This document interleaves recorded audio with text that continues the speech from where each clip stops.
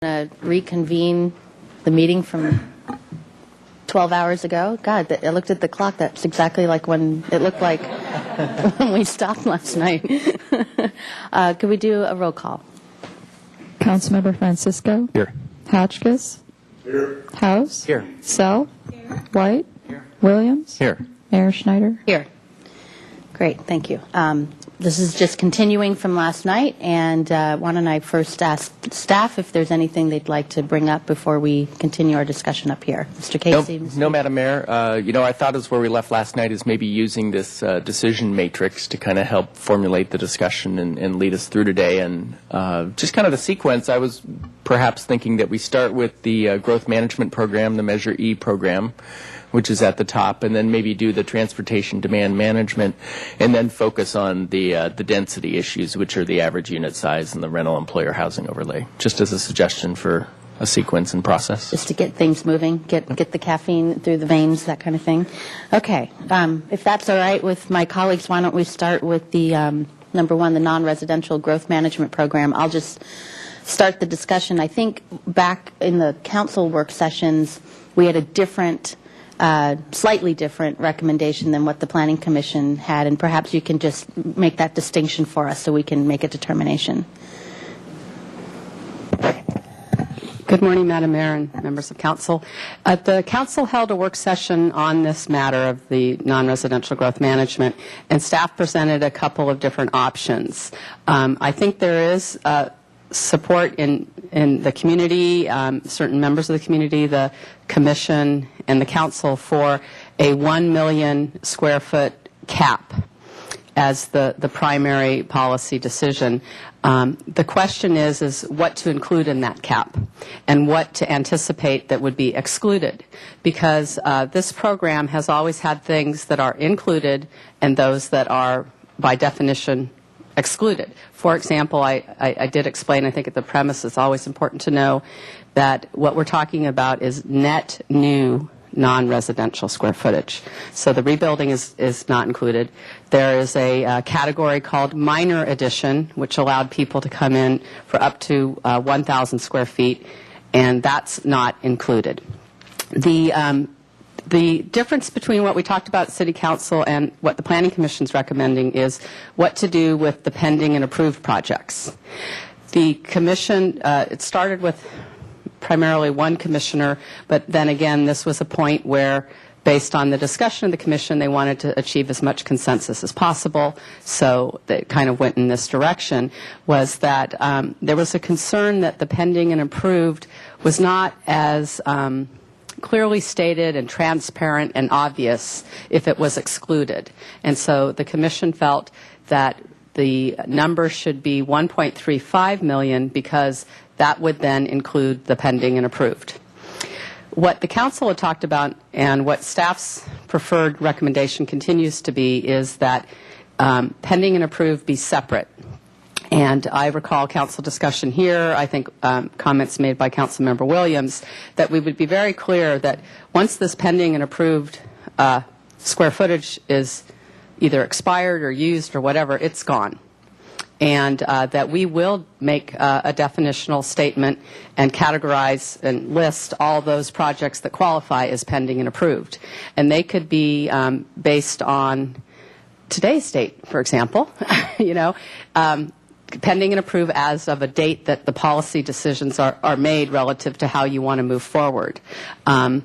So our concern about the 1.35 million is I gave the Council a presentation, the Commission a presentation, that the pending and approved square footage was 350,000 square feet, but it's changed since then.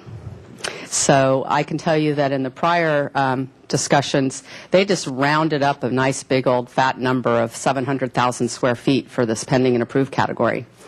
So that's why we have a little bit of uncomfort with the Planning Commission approach. And I think that a response to this idea that it's not transparent or clear is that there is a definition of what a pending and approved project. And there is a specific policy that says once this is gone, it's gone. So staff was supportive of what we heard as a general agreement amongst the council a couple months ago, or in August. So that would be $1 million for small additions, vacant land, and community benefit. Those three categories would total a 1 million square foot cap. The 0.5 is an assumption about what would happen in the next 20 years in terms of minor additions, government buildings, the ultimate decisions on the pending and approve, how many go forward, how many don't. Those are outside of the cap, and it's been estimated to be 0.5. That's what we did for the EIR. Just so you know, all these ranges have been studied in the EIR, so we have a technical basis to refer to on whatever decision you make. So that's the main distinction, is what's in the million and how do you manage and define those that are outside. Okay, so we have some lights on now. Mr. House. Thank you. I mentioned this yesterday. I believe that 1.5 is the right number, and the pending and approved would be could possibly be blended into that. My basic principle is that the pending and approved belong to the previous 20 years of Measure E, and we're talking about the future. And I think it's important that we make some distinction there. My question of staff is, over the last 20 years, of the $3 million that were allocated, how much has been utilized out of the $3 million of the original Measure E? Well, a couple of years ago, we were saying that it was 1.5 million, approximately half, but it's actually a little bit more now. There have been some allocations made since that time, so it's probably about 1.8 at this point, adding that 300,000 that we're just talking about. Just to share with the rest of the council, one of my concerns about the numbers that we're choosing is that the pace of growth, which is of the non-residential, the commercial, has been one that has been manageable, and it has worked with the it has constrained the market demand, if you will, and led us, for instance, to see a more interest in housing in the commercial areas. In other words, it has worked for us, even though it has been more than because of the process, not because of the cap. So we had a cap of $3 million, but it was the process by which we allocated and ran these proposals through our system that helped to pace it and manage it. And I think we've gone through thick and thin. We've had times where things were really really down. We've had times where things were really good. And if you look over these 20 years, we've exceeded what we're now allocating for the next 20. And that worries me. I think the same pace, keeping the same pace would be appropriate. So in any case, just basic principles. I think the pending and approved belong to the past, and we should be planning for the future in whatever allocations we make. And certainly, I'm very concerned if a number of like 1.35 or 1 million or whatever were to include the pending and approved. I can't imagine that would make any sense at all. And I think we would be revisiting this in just a few years to have to revise it or something, because it wouldn't make sense. So I'm clear on what you're suggesting. It's 1.5 and to include or exclude? My preference would be to exclude. I recognize that there may be pull on the council or from others that would want us to have $1 million and then mix in, as Ms. Weiss was just saying, mix in the pending and approved and the have small, vacant, community benefit, pending and approved, all be in a $1.5 million So that's package. where we were in August, I believe. Right. Okay. And I just want you to know, my preference would be to keep the same pace that we've had so far. But I could be amenable to a $1.5 million inclusive of all. Okay. Ms. Self? Thank you, Madam Mayor. Is the pending and approved now counted in that 1.8? Yes, what we've used in the past and up to today is inclusive of pending and approved, yes. I agree with Mr. House that we shouldn't be counting it twice. But I do have problems with the things that have been lumped into community benefit. Child care facilities, those can be private enterprises, but I don't think, my auto mechanic is a community benefit to a lot of people I know.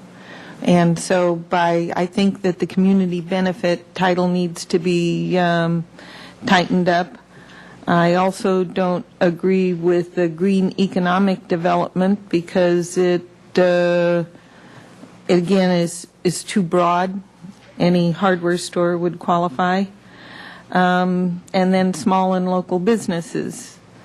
I don't think that should be considered there. And I have a question.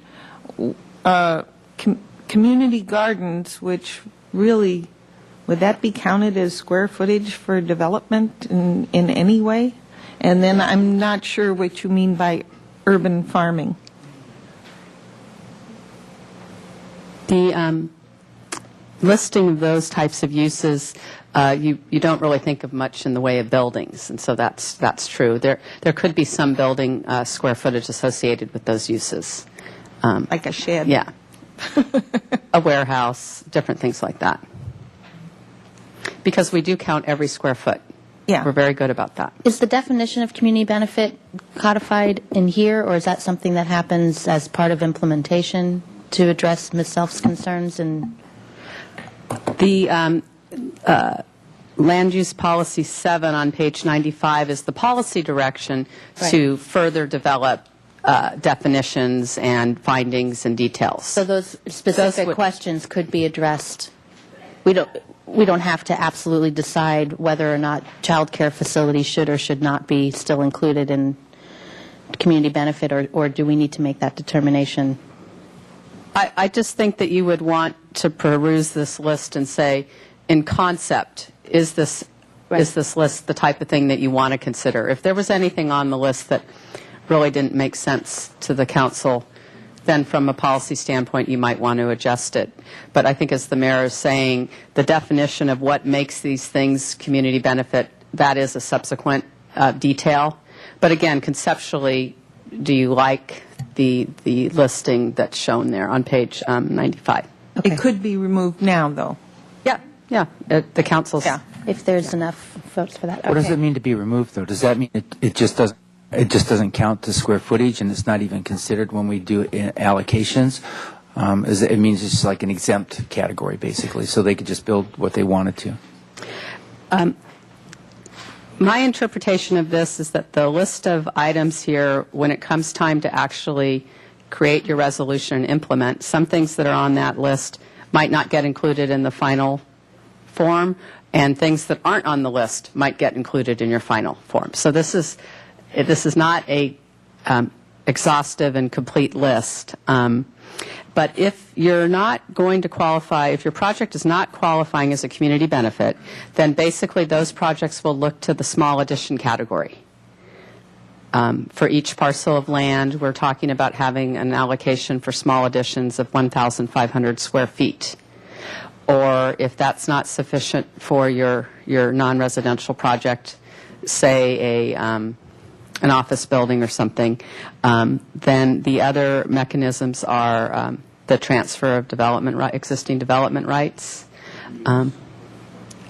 You start with reuse, but if you're wanting to add and you don't qualify as a community priority or community benefit, basically you're entitled to small By addition. TEDR credits. Or TEDRs, right. Yep, Madam Mayor, if I could just so we're all on the same page about what we're talking about here. We're talking about new commercial square footage, and Measure E in this replacement program is essentially encouraging reuse of existing commercial square footage. So if I have a new idea, new business, I either need to find an existing commercial space that I can just make interior improvements and move into, but if I want new construction, the community benefit is saying that you can come to the city council if you qualify under these definitions and get some square footage to do new construction. And so if you're not included here, then you're limited to reusing existing commercial, doing a transfer development right program, and the very small addition. So it just kind of limits a little bit your ability to come to the city council and ask for square footage to build what you're thinking of building. Okay. Is that? Thank you. Okay. Mr. White. Thank you, Madam Mayor.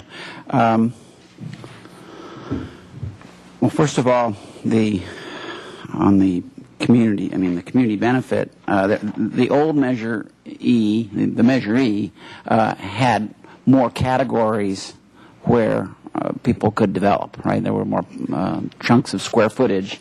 One of them was economic development, as I recall, and that has now been folded into the community benefit, and perhaps that's where Ms. Self is having some concerns, is that what used to be two categories became one, and some of those economic development concepts were folded into the community benefit idea.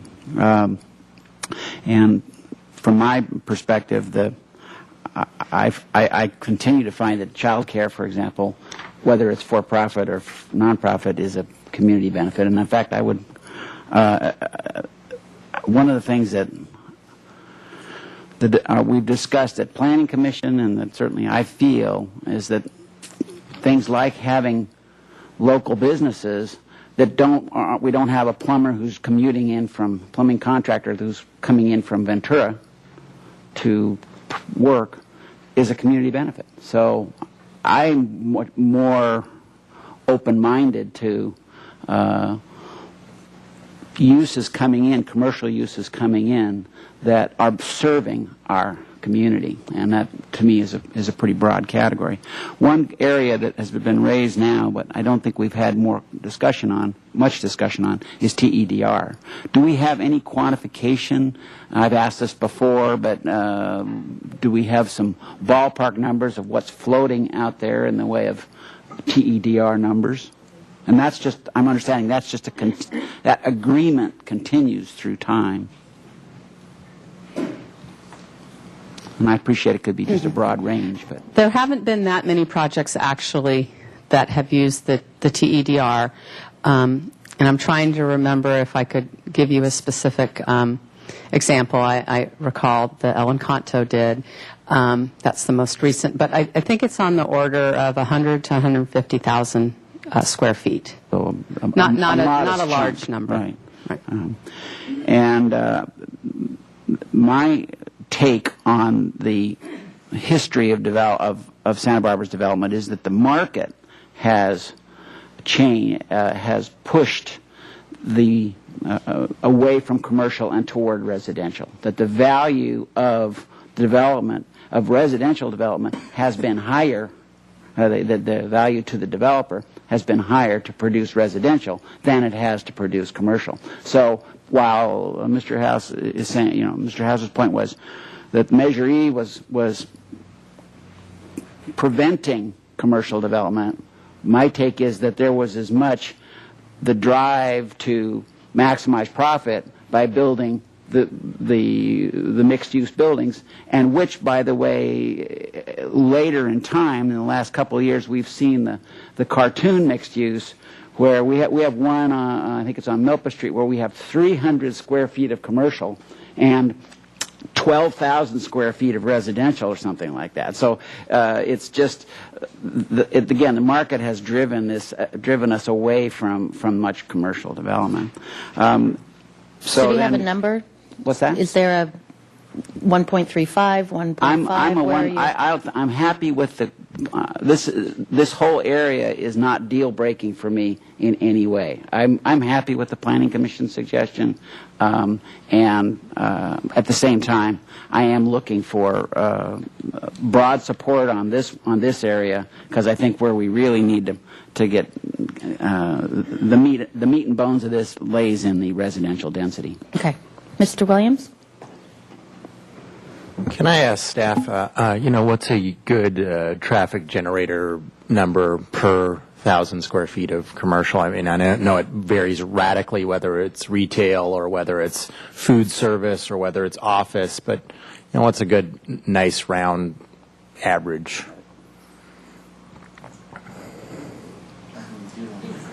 Because Number? well, you could change my number, but I just, for the sake of it, used a very modest number of 50 per 1,000 square feet, which would be a pretty low number as far as my knowledge goes. And that's, I would just say that what we're arguing about, this extra, 500,000 is, 500 times 50. That's, a lot of traffic trips. And I'm like, wait a minute. I thought you guys were more slow growth now than me. And I was waiting for you guys to say something. This is a big deal. The amount of commercial growth that we allow is the primary generator of growth in this community, and I think that we should be going for the most restrictive number that we can, that still allows a basic level of economic activity and innovation in the community. And, I would say that if Measure E went to 1.8, us going to 1 million is a good ramp down for the next increment of growth. And I would also indicate to you that's far more. Just this extra 500,000 square feet of commercial is far more impacts than all of the housing that we're talking about building in the next 20 years. So the 1 million, are you including or excluding pending and approved? I would say that you can, by excluding pending and approved and just putting it at a million, not all that pending and approved will actually get built, so that you're actually doing much less than 1.35 including pending and approved. 1.35 including pending and approved, I think, will be a larger number than 1 million excluding pending and approved. So my preference would be 1 million excluding pending and approved. And the reason why I say that is because I don't think that a lot of the things that are approved right now or pending, I don't think all of that will get built because of the economic times that we're in. Okay, Mr. Francisco? Thank you, Madam Mayor. First, a question. So the million square feet, let's assume that base number that we're talking about, that's only for additions, small additions? No. Small additions, vacant land, and Okay. community benefit. Okay, very good. The 350,000 pending and approved, those don't last forever. They expire at some point, correct? Yes, that is correct. And the pending the approved have a certain period of time that their approval is valid for. Pending seems to be just going to fall away given right now the economic condition. City staff is not that strict about telling people that their pending application is now no longer active. But we could. Yeah. There is an administrative procedure where you say your pending ends. Okay. And I think given the policy direction that we'll understand from this council would probably be that you'd like to see that happen. And then we'd have a better foundation for telling applicants fish or cut bait. Okay. So I think the pending and approved category, obviously, as Mr. House said, that's, in a sense, that's past business. But a lot of that is not, well, some considerable portion of that's not going to materialize, likely. And as to Mr. Williams's question about, I assume, average daily trips associated with however many square feet of commercial, I mean, if your guesstimate was correct, you'd be talking about an increase of 25,000 ADTs spread out over the city over 20 years. That's not, that number is not a dramatic number. But obviously there's no question that commercial space generates far more ADTs than residential. There's no argument there. I tend to think that the what we've seen over the past 20 years, if that's been 1.8, I don't think cutting that down. I mean, the original idea was to allow up to 3 million. Well, obviously that never happened, and I haven't seen burgeoning wild growth in commercial space in Santa Barbara. That just has not happened. So I'd be comfortable with Mr. House's suggestion of cutting it down to 1.5 and separating that from the pending and approved, which again, I think a lot of that will just never happen. Thank you, Mr. Hotchkiss. Thank you, Madam Mayor. If we, just a small question here, if we include child care facilities under the community priority development, I find it sort of curious. I mean, wouldn't schools qualify also then? And aren't there a lot of things They do, like that? they're in there. Are they Says there? educational institutions and uses including schools. Okay. And that's private schools, because the public school districts are completely outside of this program. They're not subject to it. Okay. It occurs to me that the child care facilities are a favorite thing of a previous member of the council, and they came up everywhere, and I wonder if they really are appropriate here. Well, perhaps part of this issue is that we've combined, as Mr. White said, economic development and community benefit, and I don't know if you want to put a little slash there and add economic development, and it's all encompassing in one category and call it a day. I mean, it seems like, something has to fit in some category, and if it didn't feel like a green economic development business fit into community priority, well, it certainly fits into economic development. And if the idea was to try to simplify one category, why not just call it two different, list both items? But you can certainly change the title of it. B is economic development, though. That's straight up economic development. I missed that. Yeah. Okay, all right. So there's A and B. Never mind. All right. So I see. Then I take that back. I was misreading that. C, D, and E on the next page is one other for special use, special needs. Oh, okay. Like the All Mental right. Health Association. I was putting that all in one category. Never mind. It sounds like we're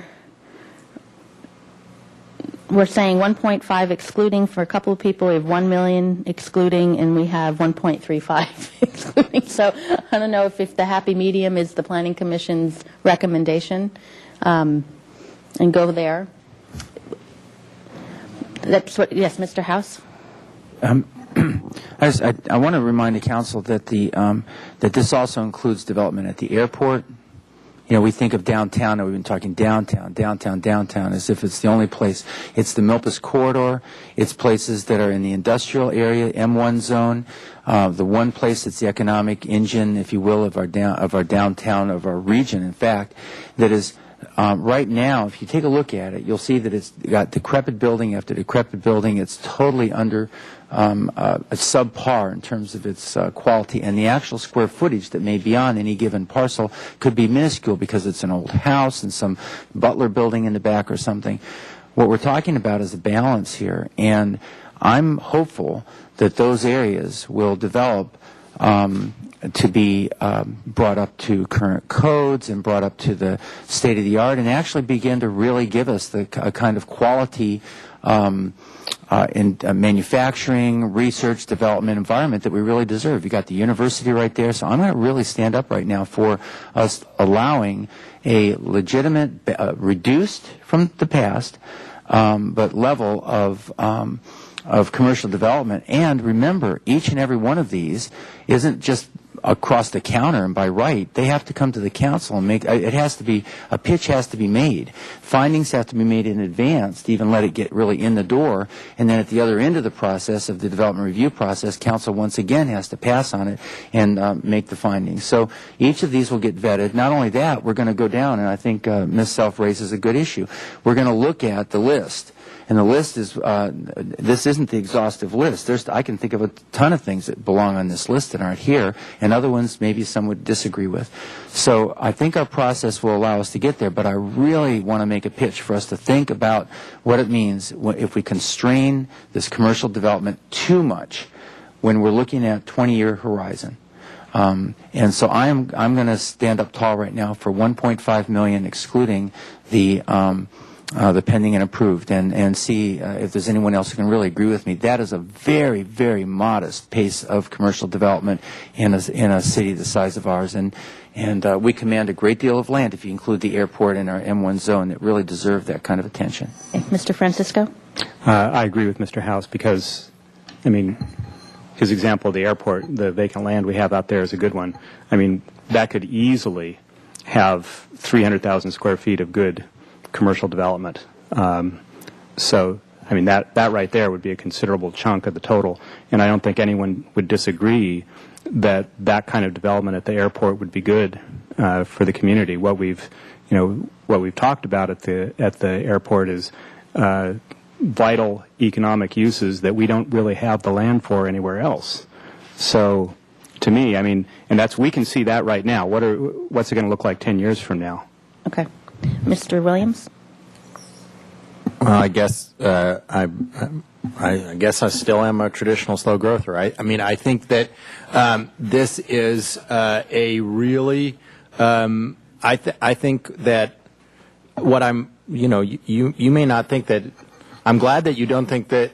Part of me says I'm glad that you don't think that 25,000 average daily trips is that much, because that's the maximum traffic impact that the entire next 20 years of housing that Plan Santa Barbara proposes to create. So I guess we should all be. I guess the average unit size density incentive program should be an easy discussion after this, because the traffic impacts that we're talking about is less than that 500,000 square feet of commercial. Yes.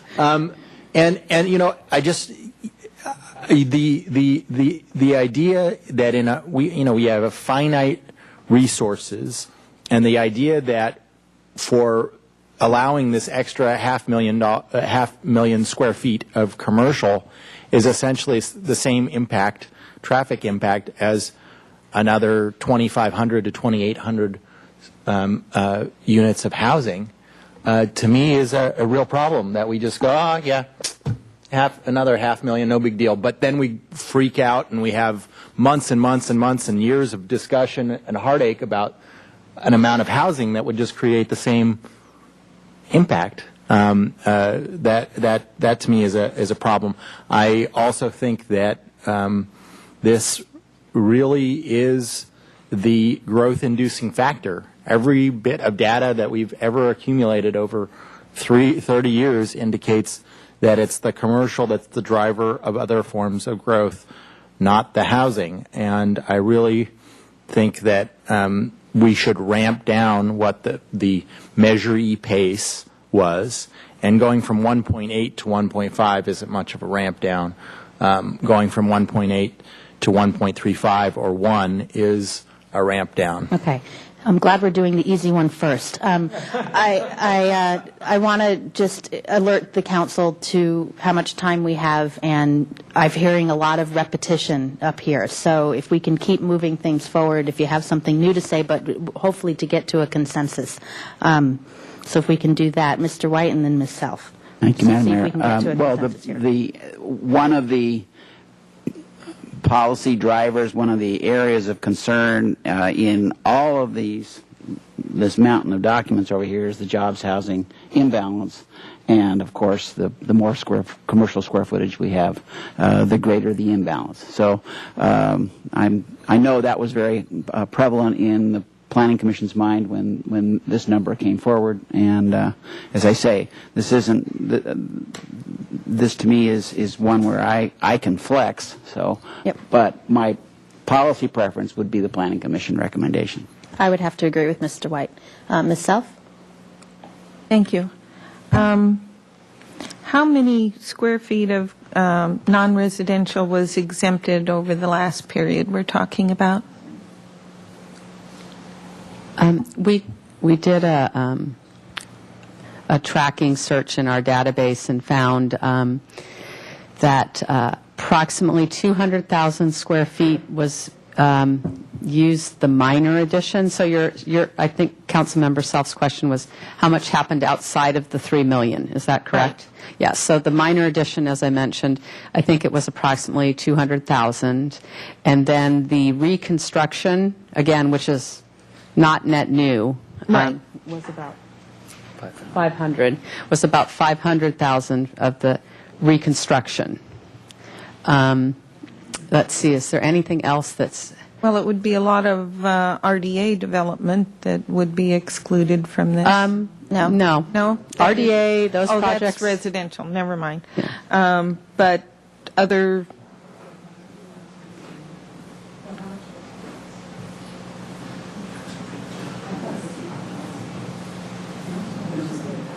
Oh, okay. I think the amount of reconstruction I don't have.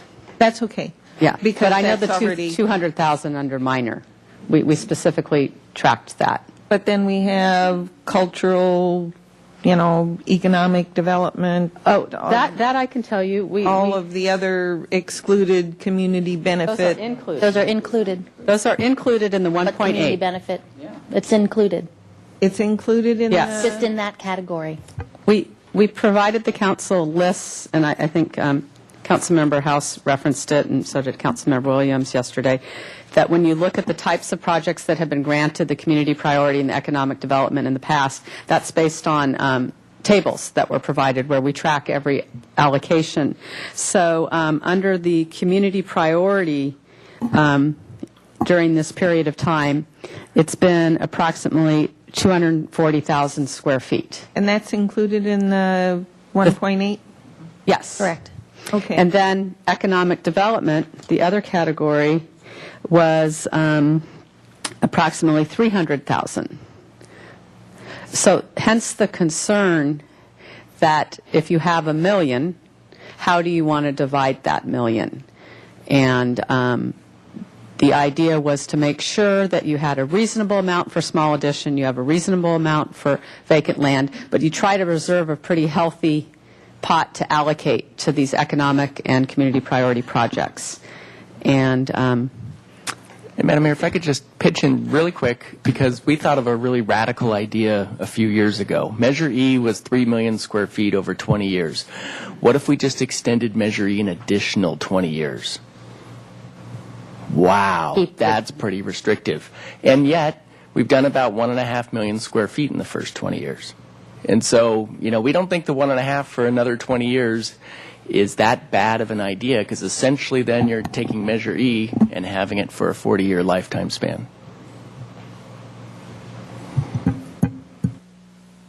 well, and I just would make the pitch for what you all agreed.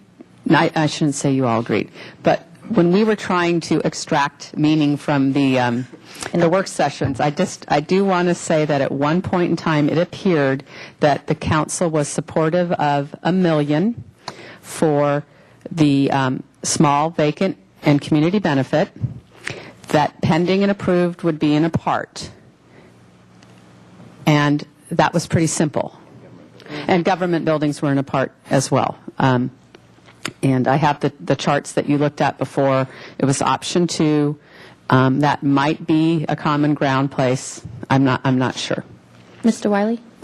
Oh, I was just going to follow up on something Betty said, just so that we understand sort of where Measure E was coming from. Measure E was 3 million square feet, and it was basically all-inclusive. It included, and this was sort of a fairness concept because it wasn't legally required, but it included approved projects as of 1989, pending projects as of 1989, vacant land, even small additions was given a square footage number for over 20 years and then divided up into 30,000 over that each year over that 20 years. Initially, Measure E didn't have any economic development category, and in the early 90s, as a result of a recession, the council decided they wanted to create an economic development category. So the charter was amended, Measure E was amended, and even then, economic development was not in addition to the 3 million. It was the what had fallen away from pending and approved and unused small additions. So it was just kind of a catch-all category from what had fallen away. But it was all. So the only thing that I can recall offhand that was outside of Measure E's 3 million or the minor additions, the 1,000 per parcel, even community priority, which was created very late in the Measure E process, where, frankly, city staff said, well, wait a minute, what do we do about governmental buildings And in particular, what do we do about a possible new airport terminal, and how do we not adversely impact? The concept of community priority was created to allow fire stations and airport terminals, and then also expanded a bit to allow child care and museums, nonprofits. But that was sort of it was interesting because Measure E was very close to being put on the ballot until some people realized we hadn't addressed what would happen with governmental buildings or nonprofits. Thank you. Okay, we need to see if we can come to some, I have a suggestion from someone to Mr. House. Just to Mr. Casey's point, so Mr. Casey, if Measure E were to continue just for another 20 years, what would the numbers look like then? It would be 1.2 million square feet left, excluding pending and approved then. Excluding pending and approved. Correct. And government buildings. Well, excluding government buildings would be a policy decision that we'd like your input on, that we think we should exclude government buildings like water and sewer treatment plants that need a lot of square footage but, aren't really commercial growth. Should that compete with kind of this scarce allocation and things like that? So we just think it's clean not to include government buildings. You're in complete control of government buildings as to whether we construct them or not anyways. So 1.35, excluding pending and approved and governmental buildings, would be almost like an extension of Measure E for another 20 years. Be close. Yep. Want to talk? You want to put that out?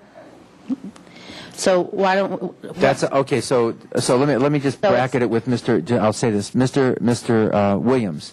The housing and job thing is kind of important. So when we get over to the housing conversation, right? Then having sufficient housing to really there's a balance going on here. It's got to be that we're trying to tip it over towards housing. I'm trying to find some way I can support this because the 1.5 is really the number that really resonates for me, and plus on top of that the other one. So okay, I'll put forward 1.35. We'll put 1.35 on the table, excluding pending, approved, and governmental buildings. To just see what happens. So you went down from 1.5 to 1.35. So it's the PC recommendation, except you're excluding pending, approved, and governmental buildings. Once the pending and approved, if they go away, they're gone. Okay? Do we do a straw vote on that? Say yes to that? How do we raise our hands? How do we do this technically? I've never done.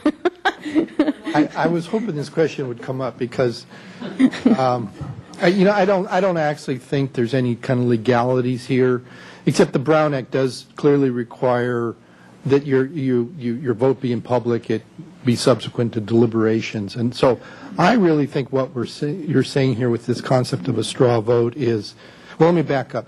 Lawyers often have a phrase in negotiations, particularly large negotiations, and there's no deal till there's a deal.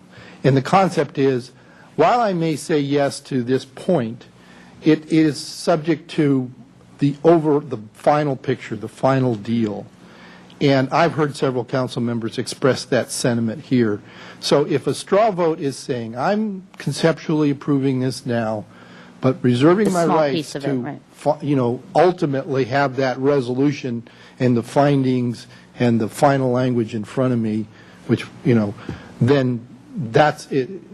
That's sort of my understanding of what we're saying with a straw vote. Okay, so we're saying aye and nay, or are we raising our hands?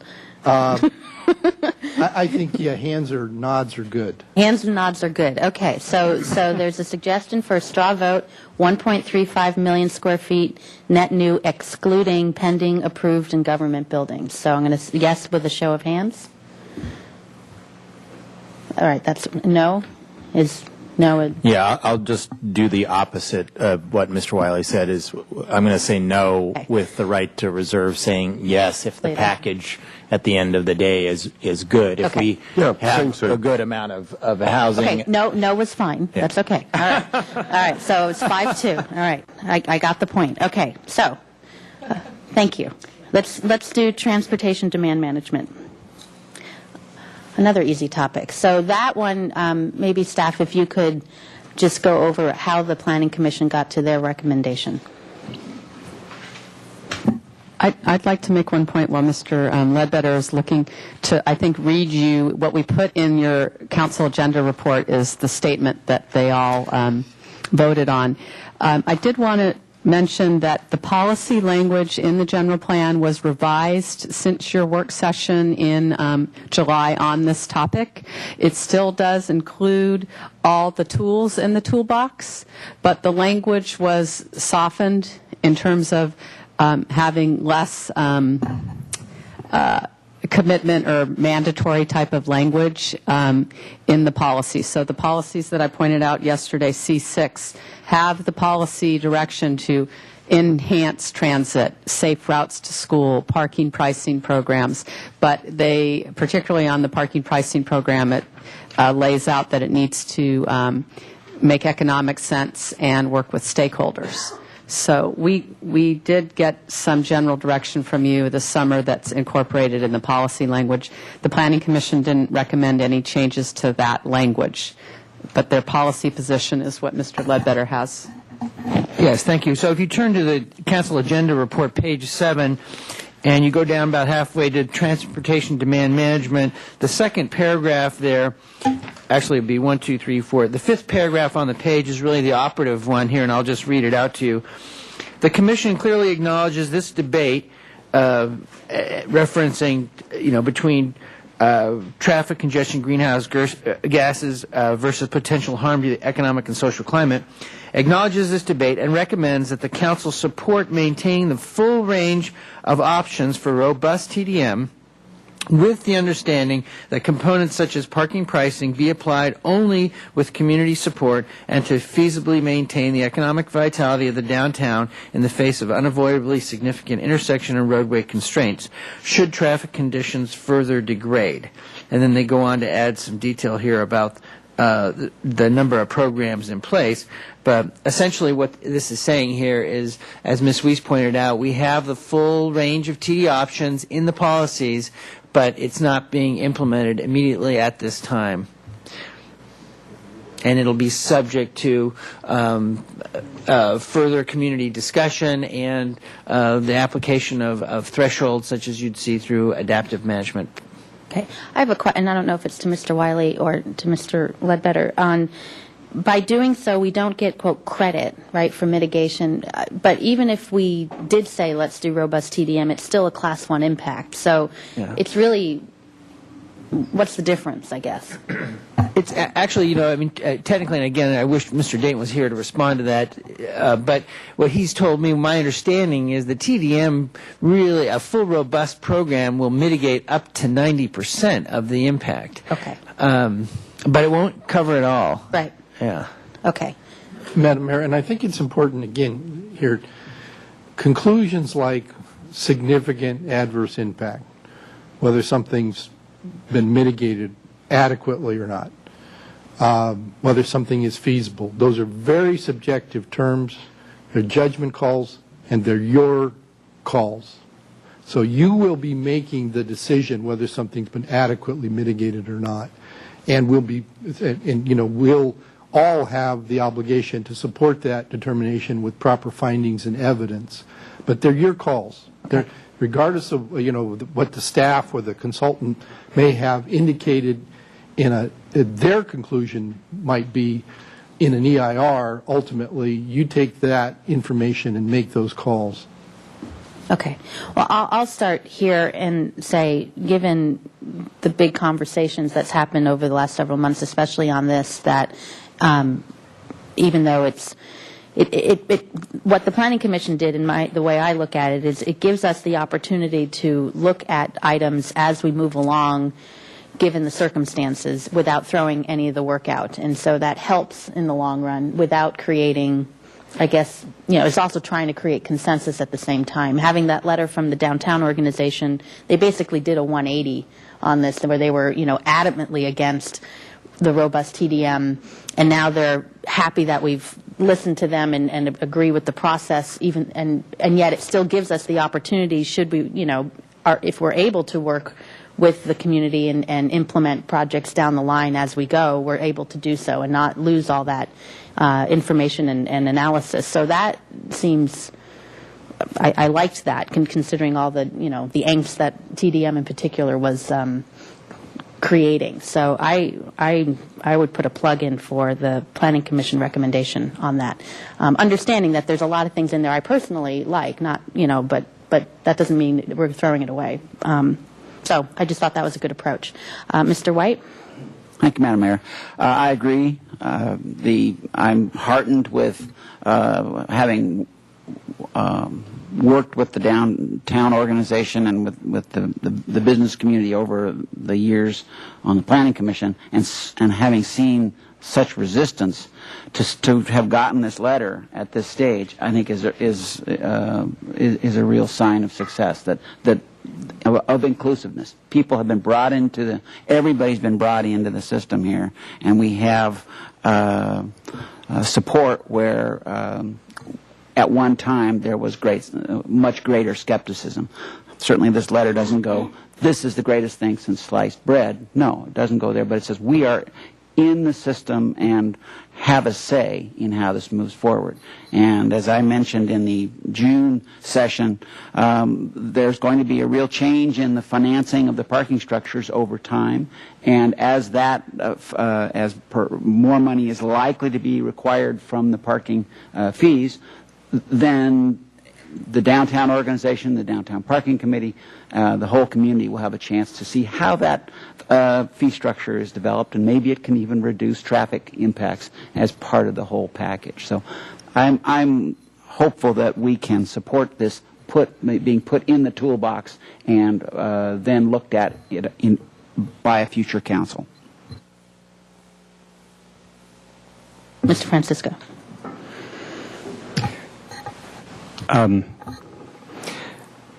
So I believe that the part of the EIR and the research behind this, the things that were there to justify TDM, are among the most highly speculative parts of this whole enterprise. We don't know how many commuters actually come into Santa Barbara every day. We don't know how many leave. We don't know where they're coming from, and we don't know where they're going. But other than that, this is a pretty well understood area. And one question I have for staff is, even if we don't mention these strategies in the general plan, does that prevent a future city council from enacting such a policy?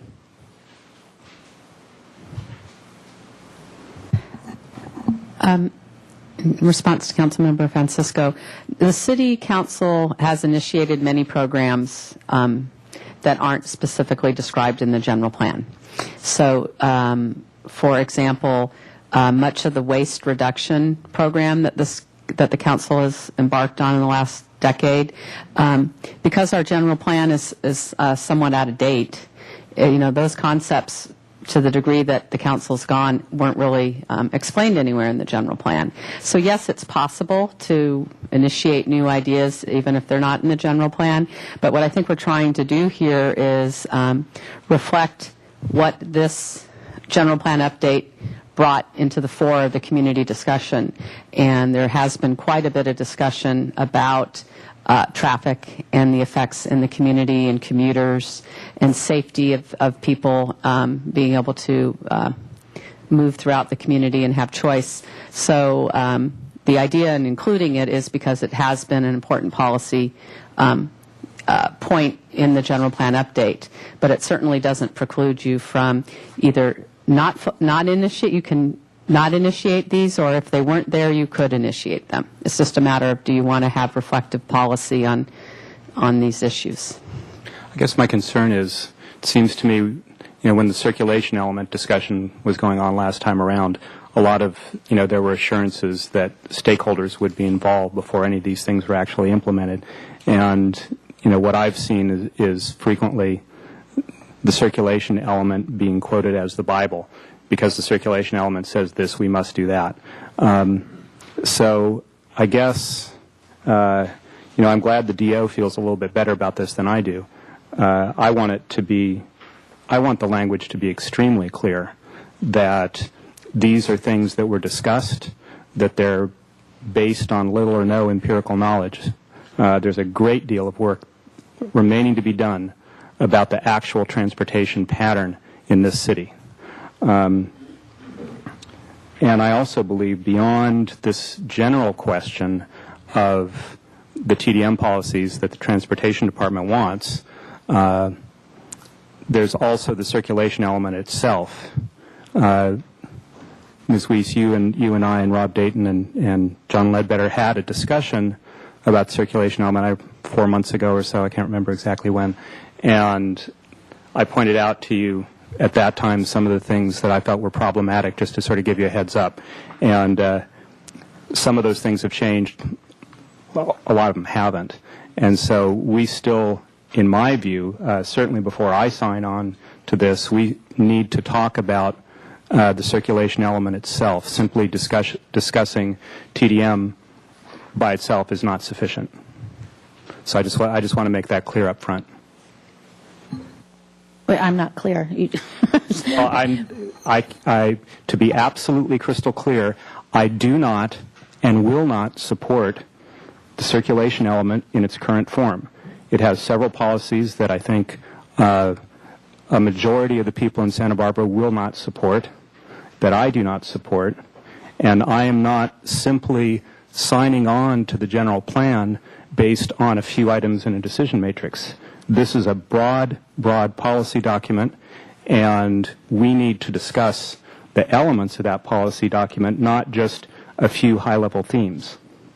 So in terms of making a decision today to get to somewhere, what are you suggesting? Well, if we're talking about the TDM, you know, I've made my suggestion about what I think we need to do. We need to have very strong language in here that says if we're going to leave these things in here, I don't want them to be imported later through the back door by saying, well, but the general plan says these are the measures that we're going to adopt. No, the general plan says these are possible measures that we might use if we have community consensus. And isn't that what it says? Isn't that what we're saying? It doesn't. Can I make a suggestion? I looked at the language. It doesn't say consensus, but I would say consensus would be a really bad thing because only very crazy lefty organizations operate by consensus, and they don't get anything done because they operate by consensus. Consensus is unanimity, and what we are searching for, I think, is solid support from the business community, right? Use the word you like. Majority support from the people who are most affected, and obviously that is the business community. I want that language to be crystal clear so that no one in the future can go back and say, you know, it's in the general plan, so we have to do it. So that's where I'm at about the TDM stuff. And I think a lot of us might be willing to look at that language, but what I heard was that you're going to hold the whole general plan hostage over changing the circulation element, which is something that was written before any of us were on council. Well, here's the thing. We're not, what I want to make clear, and this is not just the circulation element, we as a city council, we're here to talk about policy, a policy document for the next 20 years. The decision matrix that staff is presenting to us is fine as far as it goes. Obviously, it presents some very important questions. And so, for instance, the density issue, for instance, that's called out in the decision matrix, that's fundamental, and that is going to affect a lot of different elements within the general plan once we come to a decision about it. On the other hand, there are changes in here specifically to various elements that are just as much a policy issue as the broader things that are on that decision matrix. So what I'm saying is, for instance, the circulation element has to be a topic of discussion before we stamp this approved. But that's not on today's agenda, and so what's your timeline then, or what? As long as it takes. I am not. I hope that there's no assumption that we're going to approve the general plan update by noon today. I sincerely hope that. I think. Well, what's your suggestion then? My suggestion is that we specify that we are going to have to approve this plan element by element, and some of those elements may take little or no discussion based on what we do on the decision matrix. For instance, housing may be largely determined by what we say about density. So there may be very little discussion about the housing element. But isn't if we adopt this plan today, that also means that we move forward with a process of doing what you're suggesting, policy by policy by policy. Only after adopting a plan can we then prioritize what kind of policies we want to look at, what ordinances we may want to create, and look at adaptive plan management where we can come back and tweak things any which way we think appropriate on any of these policies. But we can't do any of that until we adopt the general plan. So, I mean, it seems to me everything you're asking for is in the document, with the exception of maybe clarifying a little language in here about we're going to review things in a little more detail or something. I guess I'm not understanding what is different. I think let me turn it the other way around. What you're asking for, I think, is already part of what was being asked of us by adopting this plan and what that triggers in terms of how we move forward. Mr. Casey? Madam Mayor, just listening to the conversation and especially Councilmember Francisco's comments, what I'm hearing Mr. Francisco say, and correct me if I'm on track or not, is that you would like to revisit the circulation element, that there are policies in the existing circulation element that you don't agree with and that you would like to revisit and perhaps with the majority of council support modify the circulation element. If that's true, that has not been part of our work plan, that wasn't part of the charge of what we got from council, and it hasn't been what we've been focused on, but we can do that. And one suggestion is, as the council discussion goes along, is that maybe that is an implementation plan, is to revisit the circulation element in particular, to go through that. The focus of this Plan Santa Barbara update has been on the Measure E, commercial and land use residential growth scenarios, and so that's what most of the outreach and discussion has been. The TDM came about as part of the environmental impact report, looking at the traffic impacts from that analysis. And so we haven't had community meetings, we haven't had planning commission discussion, we haven't agendized today a specific look at the circulation element. But council can certainly do that. You know, general plan is living, breathing documents. You can be focused on certain elements of the general plan at any time with council direction as a workload priority.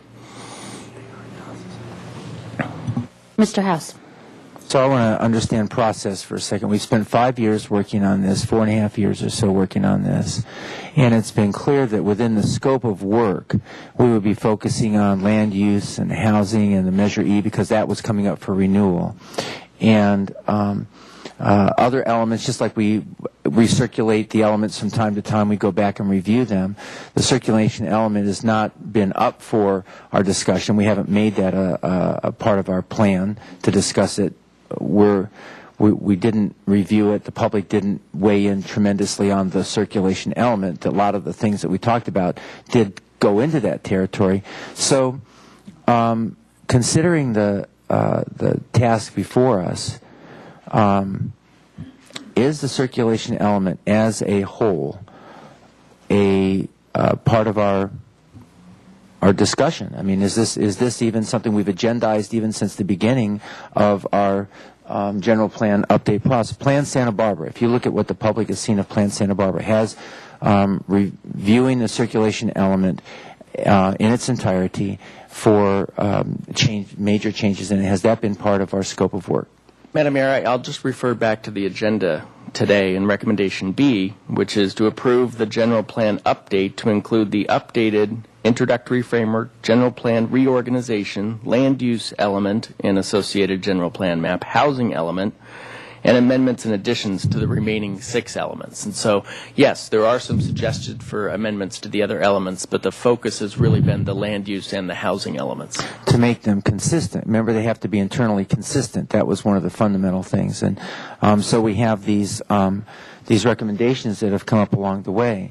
But at this point, I mean, I think that one of the things we should probably very well do is to identify that reviewing the circulation element is part of our work plan in the future. However, remember, we're going to prioritize these things. So it could be near future, it could be far future, whatever it is, but that we actually put that up for something for a community process to get people engaged like we did before. I mean, we could have a great big discussion. There are certain pieces of that document, that of the circulation element, that are very strong in here. In fact, it was very well designed to include the community at every step along the process.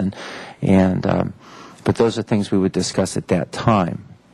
So, do we need to take each one of the elements of the general plan and have a thorough, comprehensive review of each and every one of them that may take weeks or months prior to our adopting the general plan? Or could we actually have something accomplished today with a work plan and begin to set out our priorities for doing those things? Ms. Weiss? The proposed general plan document does include the structure of the new elements and some policies to be considered. So when Councilmember Francisco was saying we need to go through each one of these and be okay with these new policies, that's correct, and that, I think, is what we have been anticipating. The review of the existing conservation element or the review of the safety element as it stands really has, as Mr. Casey explained, has not been part of this work program. And that, in my view, would be a fairly substantial shift in the approach of where this process has been leading to date. But it is anticipated as the next phase. We have consistently said that this process would lead to subsequent updating of the remaining elements. So that's what we've understood the program to be. But I do agree, and I think it's important that these added policies relative to circulation be something that the council wants to include or not include, and look at the language. And again, and that was what I think we were doing in a discussion specifically with Mr. Francisco. And I believe there's room for adjustment on these policies. Based on your council's consideration of what should be adopted at this time. But it would be on these added policies. I, as Mr. Casey, have a bit of a concern about the idea that the review of all the actual elements is either a precursor or needed now.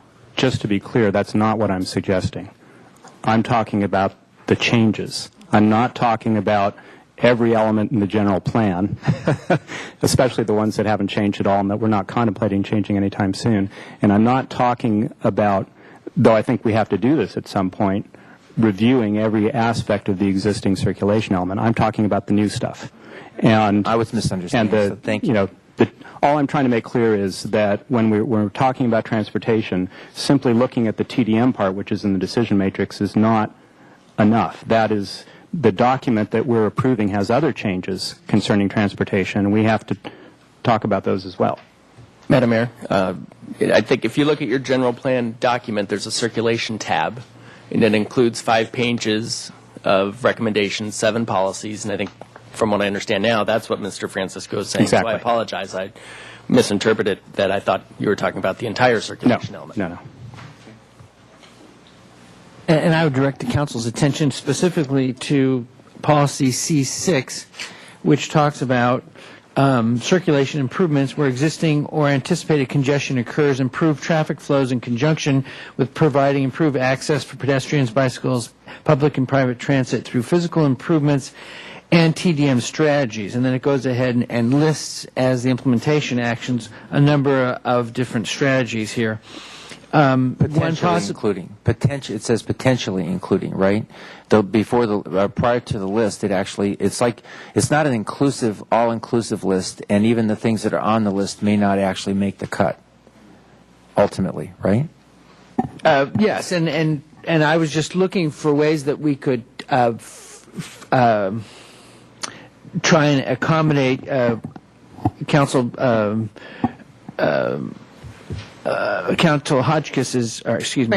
Francisco's concern about the TDM strategies, and to put in there, insert something to the effect of the consideration of transit TDM strategies. So the policies would remain in there, but it would be the consideration of, so that when the time comes, those would be studied, And analyzed. go through minute you know. detail about This is each the item. this is the toolbox approach. The idea that there are these tools, and it says potentially or whatever conditional language. That's the distinction between having it show up as a direct mitigation to the environmental impact, which is in a way addressing the traffic congestion, but it's actually creating a toolbox that we might find other tools when we really engage with this, and we may find that some of these are really inappropriate and they're not going to work. I mean, that's how we've done it with all the other policies that we've adopted in the city, the big ones. Circulation element's a good example. We dropped lots of the suggested things out, and new things came on later as they were appropriate. But that was after pretty robust discussion here in council.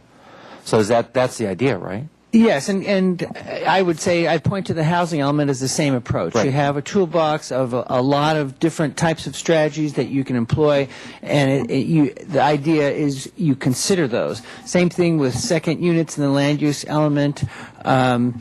Those are or increasing the inclusionary from 15 to 25%, those are all to be considered, to be, they take on a life of their own kind of analysis. And the only point that we're trying to make here is that we can be more explicit and clear that TDM would follow that kind of an approach. Actually, the housing element's a good example. There's a whole list of items that's been on for more than a decade that we've never touched, but it's been there for consideration, and it just depends on what our priorities are and what the will of the council or the policy-making bodies are. So I think if we look to it in that way and make it explicit in here, that's our intent, then I think we're addressing what you're concerned about, Mr. Francisco, which is we can move forward with the listing, but when it comes to actual implementation, we can go step by step by step in detail and make those determinations without holding up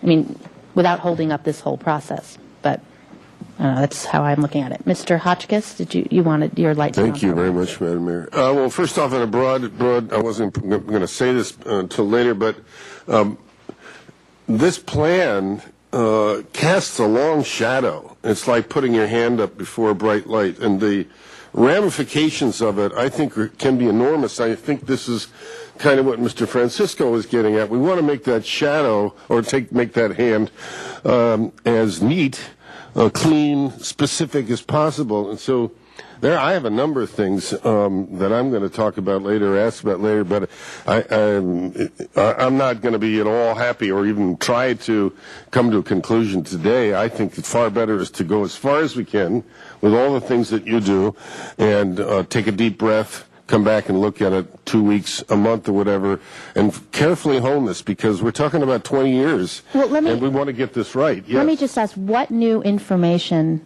do you need to have in order to make a decision? I need a lot of, I can go through it. I've got 12 different items for textual changes alone. I've got discussions of just the kind of overall direction that we're doing. You'll see as we go along. But let me just continue, if I could, with my question specifically about the TDM. I want to have propose a scenario and see what the response is, because I'll just put this in practical terms. I think that some people, including perhaps the business owners, are worried that, let's say that there's a trigger that occurs on traffic. Some intersection goes from level B to C or whatever. And so we blow the whistle and say, okay, we got to put in parking meters down here, or the equivalent, for whatever strategic reason. And they go, oh my God, no, that's the last thing. And we say, or the staff says, well, no, that's what we need. That's required by this. So now we've asked the stakeholders. They've said no. The staff says yes. Is that a possibility? Councilman Hotchkiss, Yeah. I would say no. Flat out no. We would have a process beforehand that would include all the stakeholders, would include the council, the planning commission, that would understand what all the steps are very clearly, what all the thresholds would be, what would be the triggers that would set into motion the mitigations that you would need, so that when you hit whatever the objective, whatever the threshold would be, say you hit instead of you hit 12 intersections that are at level D, then you would do X, Y, and Z. But the idea is it wouldn't be something that staff would automatically just institute it. Madam Mayor, and Councilmember Hotchkiss, for your practical reality is that council is the ultimate decision maker, not staff, not the downtown organization. I think the intent and spirit of this is that the downtown organization, your downtown parking committee, are also coming in support of these changes based upon the facts on the ground and what they feel is the right thing to do. And I think that's what this language is supposed to be saying, is that there is community support to be doing this. All right, well, Mr.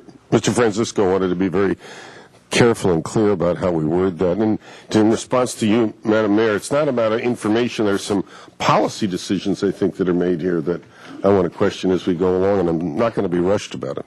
Thank you. Madam Mayor, Mr. Wiley. I just wanted to follow up on this discussion because I think it really is a key issue here.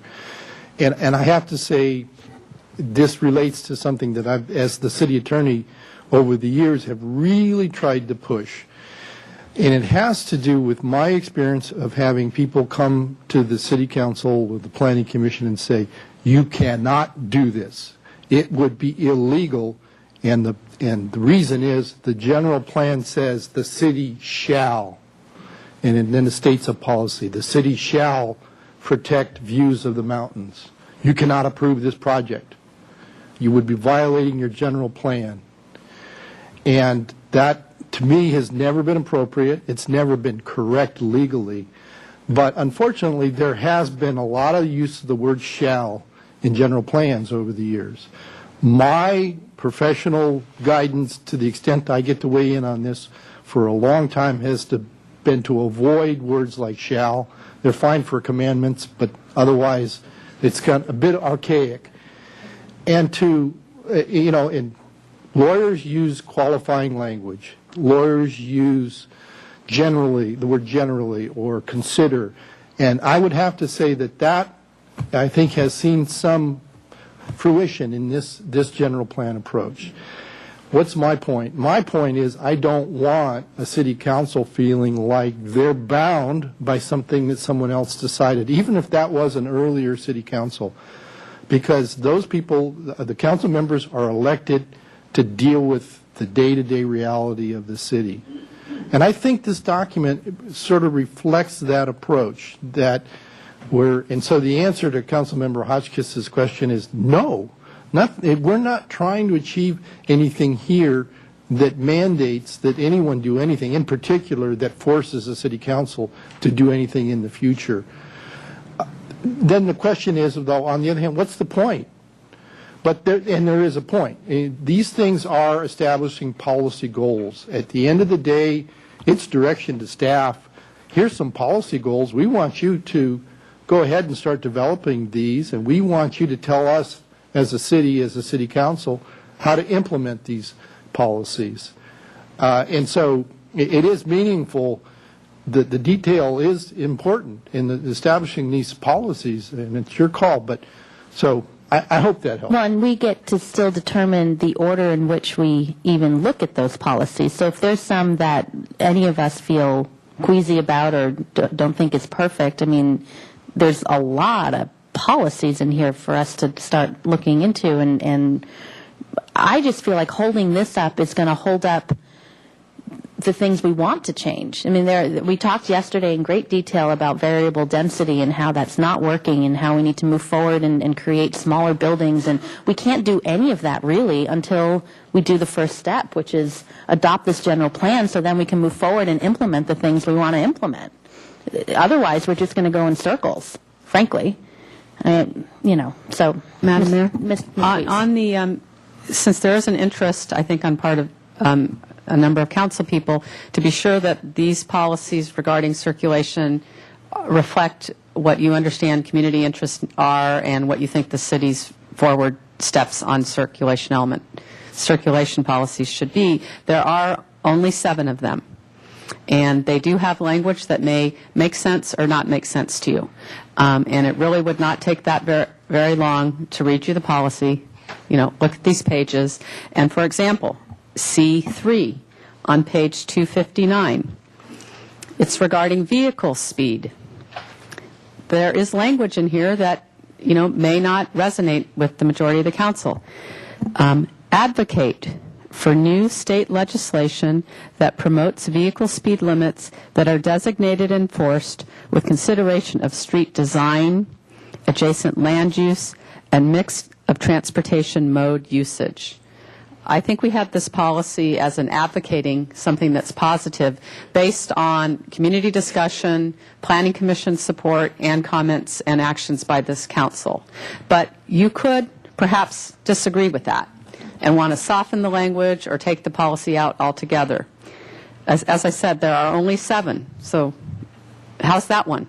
Madam Mayor. Mr. Francisco. Ms. Weiss, that's an excellent example because I think that's one that'll get 7-0 support. Okay. The recent case of Alston Road well illustrates that. So that's something that no one would argue with. On the other hand, and this is something that a couple months ago when we were going through these things in more detail and we discussed them on council, on the next page or the page after the next page, C7.4, parking maximums. Create motor vehicle parking requirement maximums for new development within the high-density mixed-use commercial areas. That is something that I flagged during our earlier discussion as something that I could not support. And maybe there is majority support for that. Fine. But what I'm saying is we have within these amendments to the circulation element things that we discussed before and I don't think we had agreement on. And that is why I'm saying we need to go through this and say, are these really the policies? Because this, for instance, Mr. Wiley, to your point, this is a shall. Create parking maximums. It's not a shall. The policy, just in the thinking here, at the top of the page, C7 is the policy. Manage parking downtown to reduce congestion, increase economic vitality, and preserve Santa Barbara's quality of life. That is the policy. Now, that policy could be implemented in many different ways. The following list of implementation actions are ways in which that policy could be implemented. It need not be implemented in exactly the ways that are described below. So, Mr. Francisco, if we put the word potential implementation actions, does that help? Would help enormously. Well, because do the way we want to add the word potential? Because that's exactly what I think Ms. Weiss is talking about, saying these are potential, maybe a variety of things, and nothing will be codified until it actually comes back to us. If we say in the introductory paragraph, because there's no language like this right now, that these are all policies that we might consider to achieve the overall goal, rather than just having this list, this laundry list that says we shall do this, that's okay. I don't have a problem with that. But again, I'm saying this is how the circulation element has been used to create policies that I think have been detrimental to the city, is by looking at the circulation element and saying, well, it says in the circulation element you will do this. And for example, on this C7.4, the earlier draft stated, am I in the right one? It stated a number of 1.5. And so we understood that there was debate about the number. Should it be set in this policy? So the amendment was to take the number out. A lot of these implementation actions, quite a few of them require subsequent ordinance amendments. And the parking ordinance is within the city zoning ordinance, and that's a 5-vote and a very deliberate process. We don't spell out on each one how it would be implemented. So when we're saying potential to be considered, many of them do have a process that would follow. But I think the concern of Councilmember Francisco is that sometimes the nature of this language is an opportunity presents itself and it appears that the policy could just be implemented fairly quickly and not require a whole zoning amendment. So if you ever have questions or concerns that we could help with, we're happy to provide that. But in this area in particular, you can be assured that the comments that the mayor often references about subsequent decisions would be true in any change to parking standards. Well, Ms. Weiss, that's a very good point, and I appreciate that. And you're right, it is less specific now than it was. The 1.5 was obviously a real problem. What I'm asking for, and the reason that I want to go through the changes here and consider these before we sign off on them, is exactly the point just raised, that I feel that what this introductory paragraph about parking requirements needs to say is that in order to manage parking downtown to reduce congestion, increase economic vitality, and preserve Santa Barbara quality of life, we may consider actions such as, and make it clear that we are not trying to bind future councils and say, you shall implement this policy of parking maximums, for instance. So I go back, if we put the word potential implementation actions or implementation actions to be considered, and then you have C7 1 through 8, does that satisfy your concern? I believe it does. So why don't we just do that? And that would be an across-the-board change. I think on all That was of my them. It wouldn't question. be unique Is that to- through the whole document? Because, Yes. I mean, my reading, because reading policy in the past, the policy statement has been, in all of our policy documents, this is the pattern. The pattern is that there's a policy statement, and that's effectively what we're approving. And then there's a list of possible actions that are underneath. And the key to that is also it's almost easy to misinterpret what you were just saying, Madam Mayor, and that is that this isn't the only possible thing. There may be other ideas that come up in the future that would still fulfill the policy. The policy is the direction, Right. and that's the way all of our policy documents are organized. And maybe we need Included but not limited to? I mean, including... or I mean, whatever the that's- right language is, but that's the concept. It's an HR job description language, This is what you're going to do, including but not limited to the following things, and think in case there's other types of ideas that come up that are not in We need that. How do you use this document page in the very front that shows people there are policies, and then there are these possible implementation items that really gives us some idea of what we're talking about and suggestions, but it's not required. Mr. Ledbetter? Madam Mayor and Council House, we certainly could add that to the front in the introduction. We could put a paragraph in there describing what is the intent of the implementation actions and how they function. I think we need to do that, and I think also, just to acknowledge Mr. Francisco's concern, also include the qualifying language within the document itself, so it's not just lost in the beginning. Okay, so with all of that, how does that work for you? That's starting to work better. Okay, that's And a good if we just go through here and review these policies because what I'm trying to say is this is a decision point for something that is supposed to guide us for 20 years. And the decision matrix, important as it is and simplifying as it is, for instance, by coming to a decision about density, for instance, that is going to have an influence on the land use element, the housing element. It has a lot of different effects. And so I can see the virtue of grappling with that issue as part of the decision matrix, because that fixes a lot of things simultaneously. On the other hand, we are also making policy decisions in each of the updated elements, and we need to at least walk through those and make sure that everyone is comfortable with the policy decisions that are being recommended. Should we read out loud each of the 7 in the transportation, just the policy part of it, so that we can see if we go in the direction of the policies? That's what you're suggesting, right? Exactly. Yeah.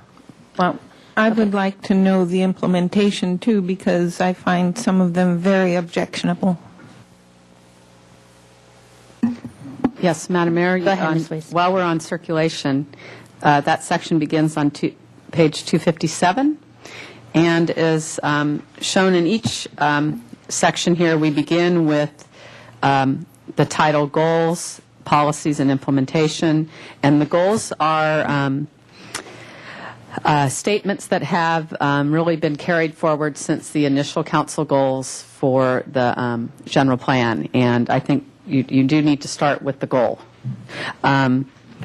Integrated multimodal transportation system Create a more integrated multimodal transportation system to connect people, places, goods, and services by providing a choice of transportation modes and decreasing vehicle traffic congestion. So I think that's been a goal that's pretty much understood. Street network. Provide a comprehensive street network that safely serves all transportation modes. Those are pretty good goals. Then there are the 7 policies, and I think before looking at the implementation, just a review of the policy level makes sense. C1, transportation infrastructure enhancement and preservation. Increase the availability and attractiveness of alternative transportation by improving related infrastructure and facilities without reducing vehicle access. So improving infrastructure is consistent with the goals, and this policy is suggesting that we increase alternative transportation through infrastructure and facilities without a reducing impact of the vehicle access. That's what that policy is about. If I could ask in plain English, we're saying here, make all the alternative transportation improvements we can without affecting automobile circulation. Right. Okay. Now, some of the ways to consider, potential implementation actions to consider, there could be some things in that list that you don't think are good ideas to consider, and as the mayor suggests, somewhere down the line here, 5-6 years, someone will come up with a different idea of how to implement this. But where we'll be coming from a legal standpoint and a planning standpoint, is do these ideas support the policy, and do these ideas support the goal? So you're always working backwards up to that. The second policy is regarding regional transportation and commuter transit.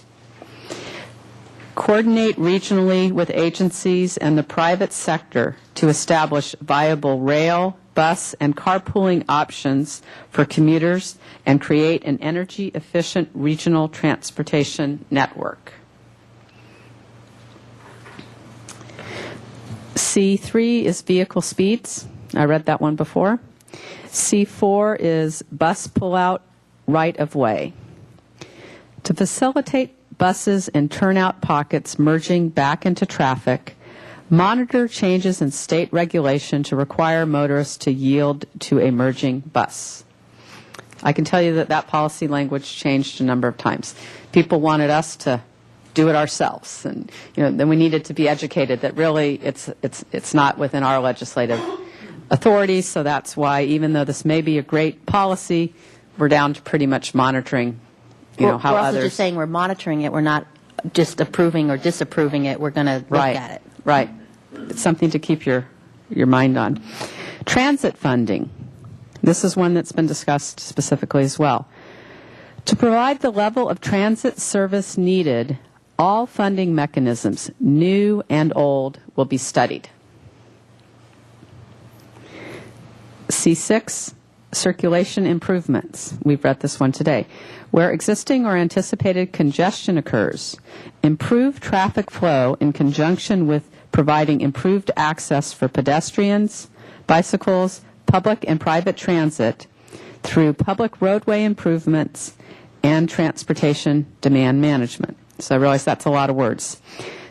This is the policy that was put in relative to the traffic impacts that are identified in the EIR. This one is specifically tied to its title, circulation improvements. That circulation improvements where existing or congestion occurs. Circulation improvements would be improving the traffic flow. So when you look down at the list, you can see the first implementation is indeed a list of circulation improvements.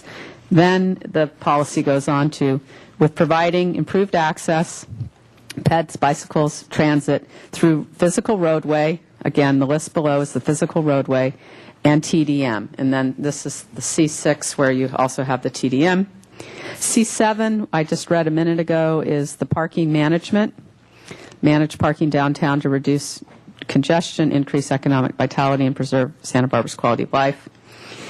C8, I'm sorry, I don't remember which one that is, but it's gone because we reordered things. C9 is accessibility.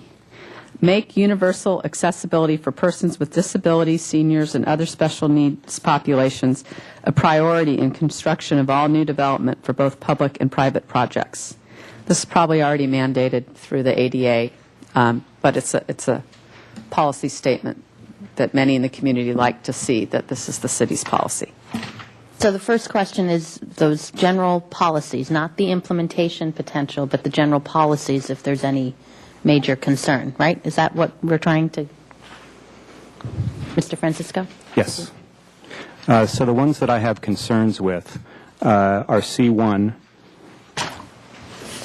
increase the availability and attractiveness of alternative transportation by improving related infrastructure and facilities without reducing vehicle access. I'm glad to see that the without reducing vehicle access clause is in there.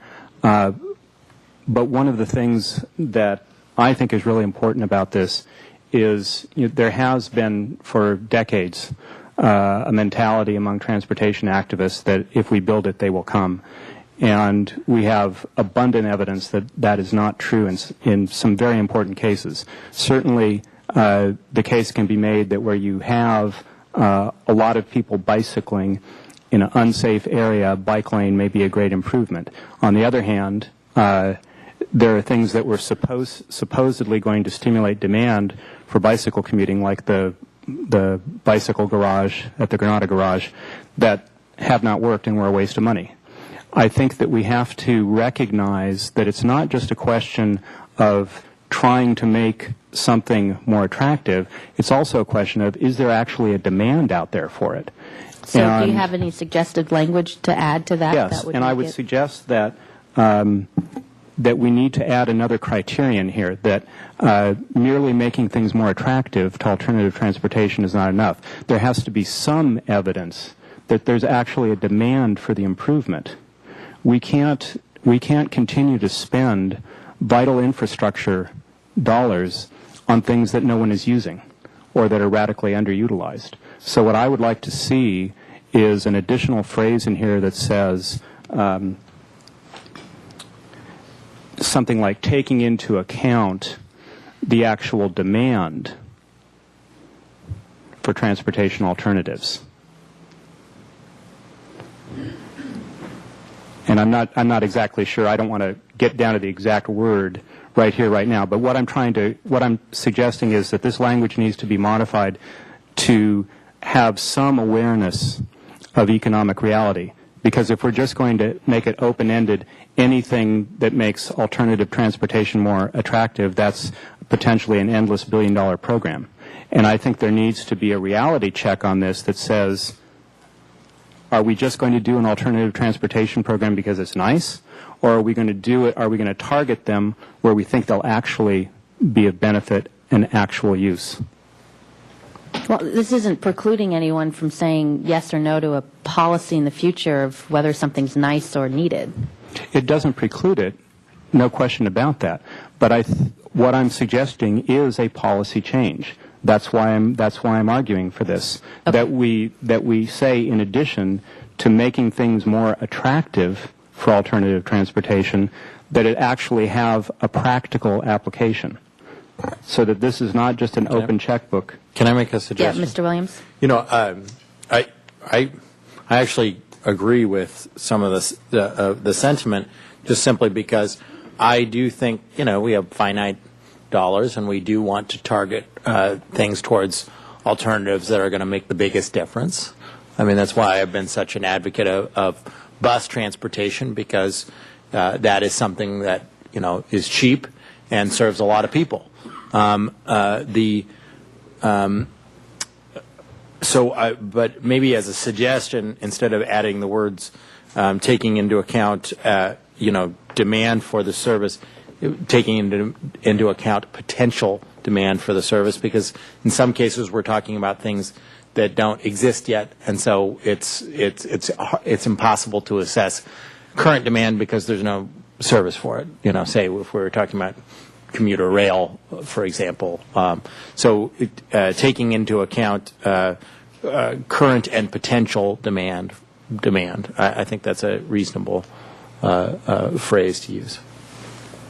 Or you can say that? address current and potential demand for alternative transportation by increasing blah, blah, blah, blah, blah, blah. I mean, that's another way. Mr. White?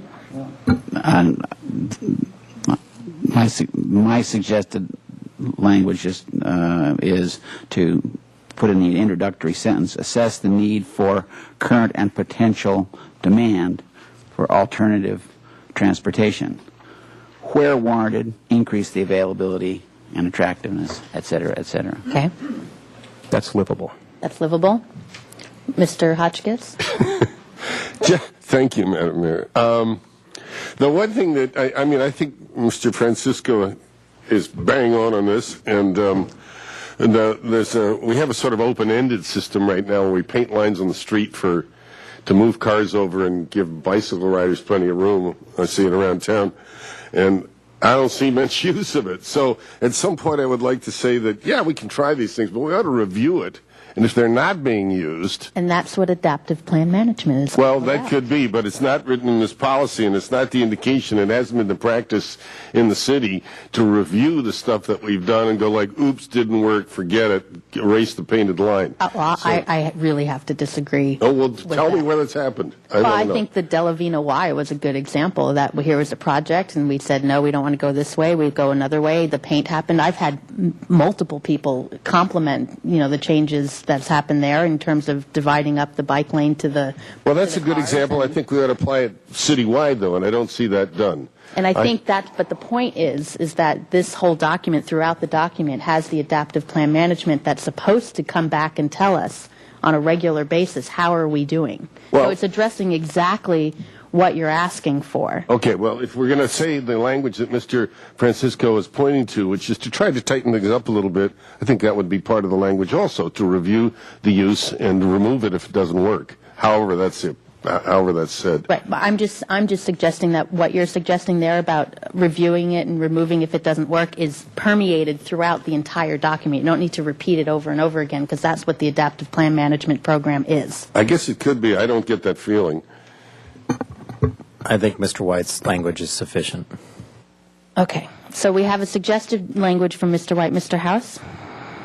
I'm fine with the suggested language. I just want to comment real quickly. That's just a couple of things. We got to really watch it, and I just try to manage myself, because I may have an impression of one program or one thing, and some of these blanket statements that just get thrown around, the great waste of money of the bicycle station, or that we never review the projects for their effectiveness. No way. And the financial side of it. I'll ask this.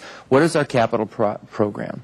What is the process by which we actually decide what our capital program is going to be and how it's funded? We have extensive processes to ensure that there is demand and that there is appropriate use of funding, and that we vet these things, and that we seek funding that actually, in most cases, given this kind of thing that we're talking about today, is not even using local funds, or it's leveraging using local funds to leverage larger funds. These are some of the most absolutely least costly methods that we have to address congestion. And so the fact is, our current processes already have these things built into them, including extensive public engagement and boards, commissions, and ultimately the city council.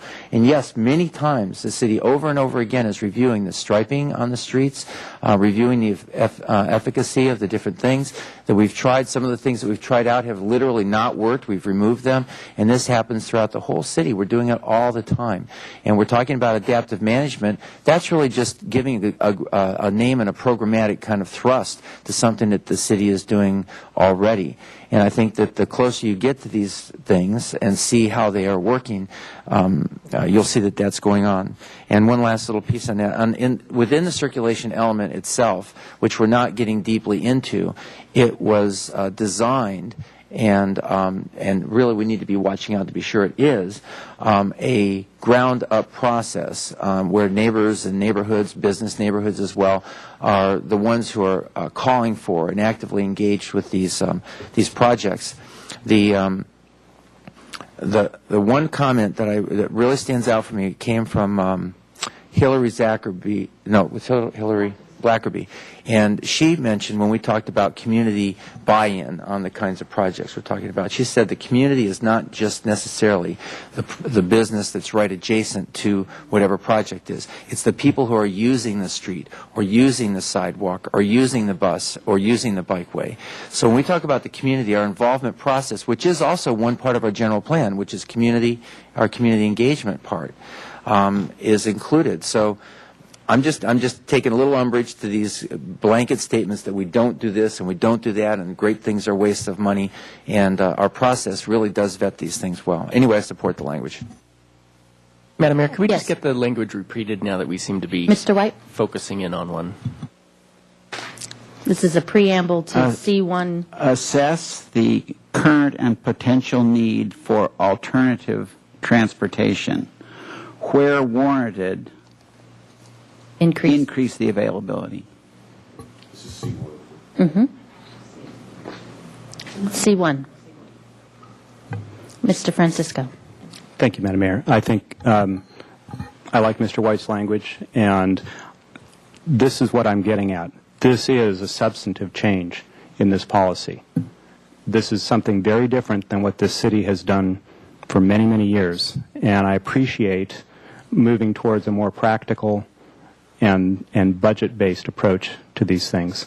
And to Mr. House's suggestion that all these things are thoroughly vetted, sure, some of them are, others aren't. And that's also a policy area that we need to improve. The bike station is a classic example of a project that had a lot of high hopes around it. Most of those were not achieved. In my view, that's a long, detailed discussion, and there's never been a reevaluation of was that actually an effective use of taxpayer dollars.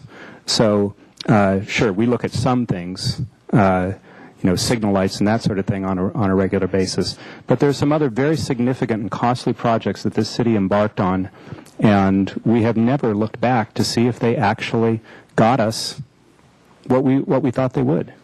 And so that needs to be also a part of a changed approach to what we do going forward. So I appreciate Mr. Hotchkiss's point. I think that's not necessarily something that we need to change in the language here, but I absolutely agree that we need to pay more attention to some of the speculative projects that we've done in the past and see if we really got our money's worth. Okay. Well, I suppose Granada Garage isn't completely filled either, so maybe that was a waste of taxpayer money, too. I didn't say that. So, but, okay. Let's not get, sorry. Let's move on then. If C1 is okay, were there others that, yes, Ms. Self. Thank you. I'll go back to my very first suggestion, is that this is too broad, too encompassing, and I'm sorry that it has... What's the this you're talking about? The whole plan. It covers too much territory. I think it should have been covering what we are legally required to cover, because all of these issues can be discussed outside the plan. But I have some real hard problems with some of the implementation actions because quite a few of them require new funding and new fees. Again, we aren't making that decision now, but I think some of these tools should be removed. Can you give me an example? Yes. I mean, and also consider we're adding potential implementation actions to be considered. So is the circulation element, which I consider to be a very destructive document to this community. Require employer transit passes to be provided to employees. This is C62 on page 260.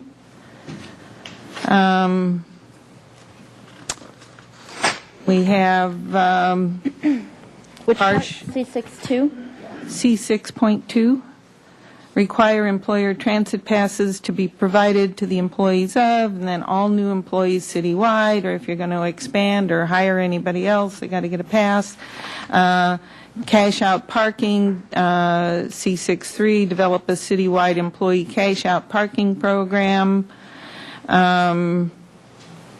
I used to write rideshare programs. I was a certified person to do that. I had to quit. My blood pressure couldn't take it.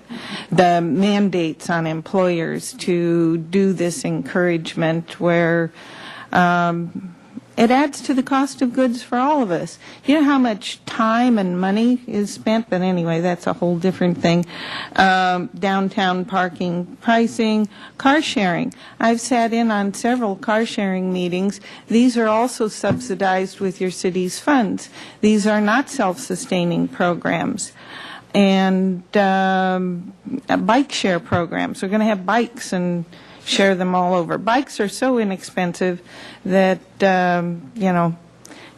I'm sort of rambling here, but this is getting to me. And part of what Mr. Ledbetter said is many of these things take on a life of their own.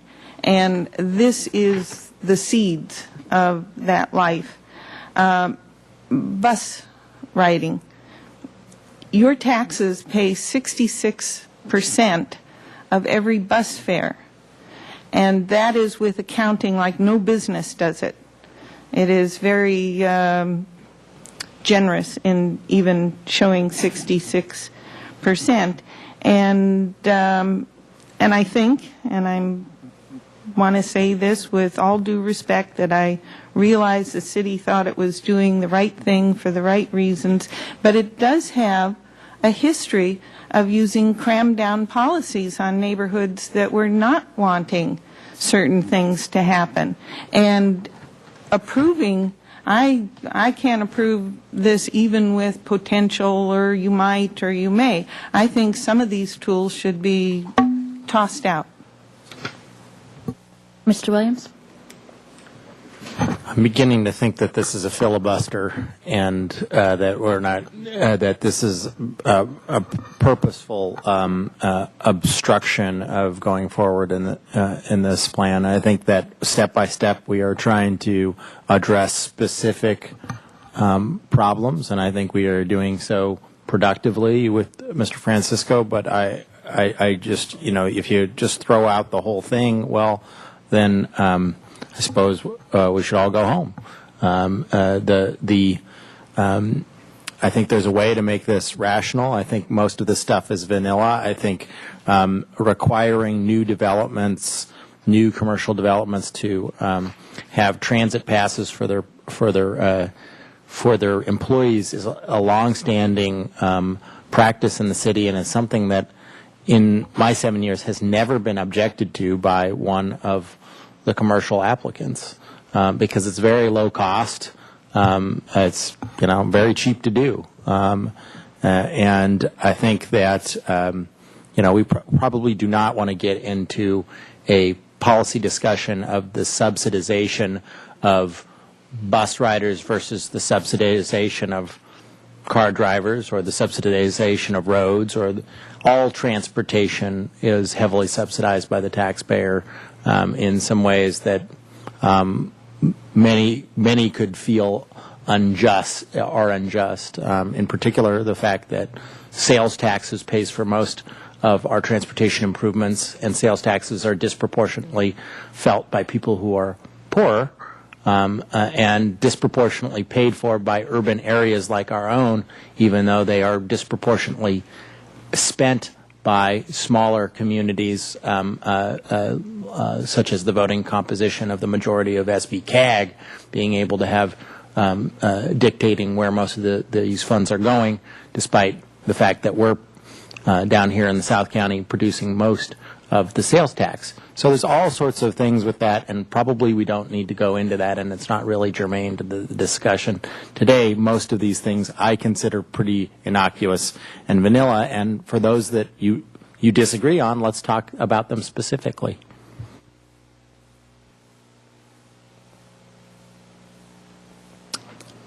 Mr. White? Thank you, Madam Mayor. Okay. I'd appreciate hearing other concerns of Mr. Francisco about the policies as a place to start anyway, and then let's see where we go from there. Okay, Mr. Francisco? Thank you. The other one of these, and of course, as I said at the beginning, some of these are ones that I'm pretty sure no one on the council would have any objection to, such as C3, the vehicle speeds, or, C5 is about as innocuous as something can get. Whenever you have the word study, that pretty much says, hey. However, the other one that I have substantive problems with is C6, circulation improvements, where existing or anticipated congestion occurs.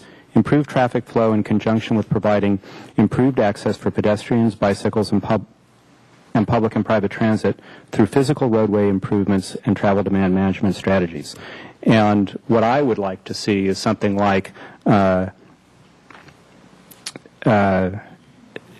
I want to make sure that the TDM strategies are treated as one optional possibility among others. And I don't want, as a policy statement, to be saying we shall implement TDM in order to solve congestion problems, because we will have congestion.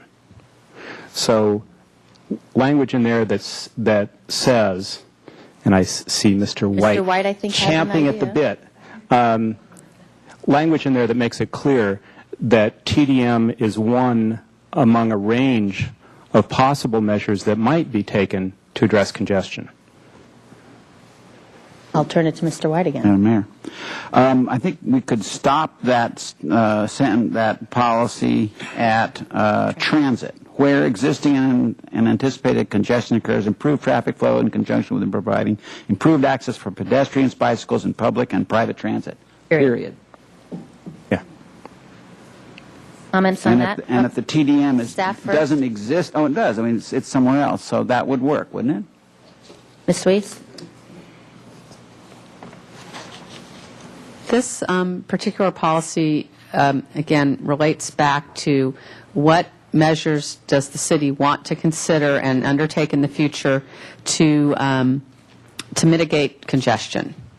And so this is the lead-in to the toolbox that the Planning Commission position on TDM. So let me just ask, what the Planning Commission did is not what we're looking at here, right? It's a little, there's an understanding about how this would be implemented, but it's not crystal clear in the document itself. So I guess my question is what the Planning Commission is recommending to us address Councilmember Francisco's concern as he just described it? I think the language could be modified to be more reflective of the Planning Commission and hopefully this council's policy direction, but it would include TDM. I think taking TDM out of the policy as a possible tool kind of undoes the whole policy that it's going to be considered as a tool. If it's only in the implementation strategies, I think it somewhat weakens its consideration as part of the policy. I think the idea is that TDM would still be in a policy statement, that it's important to consider those tools.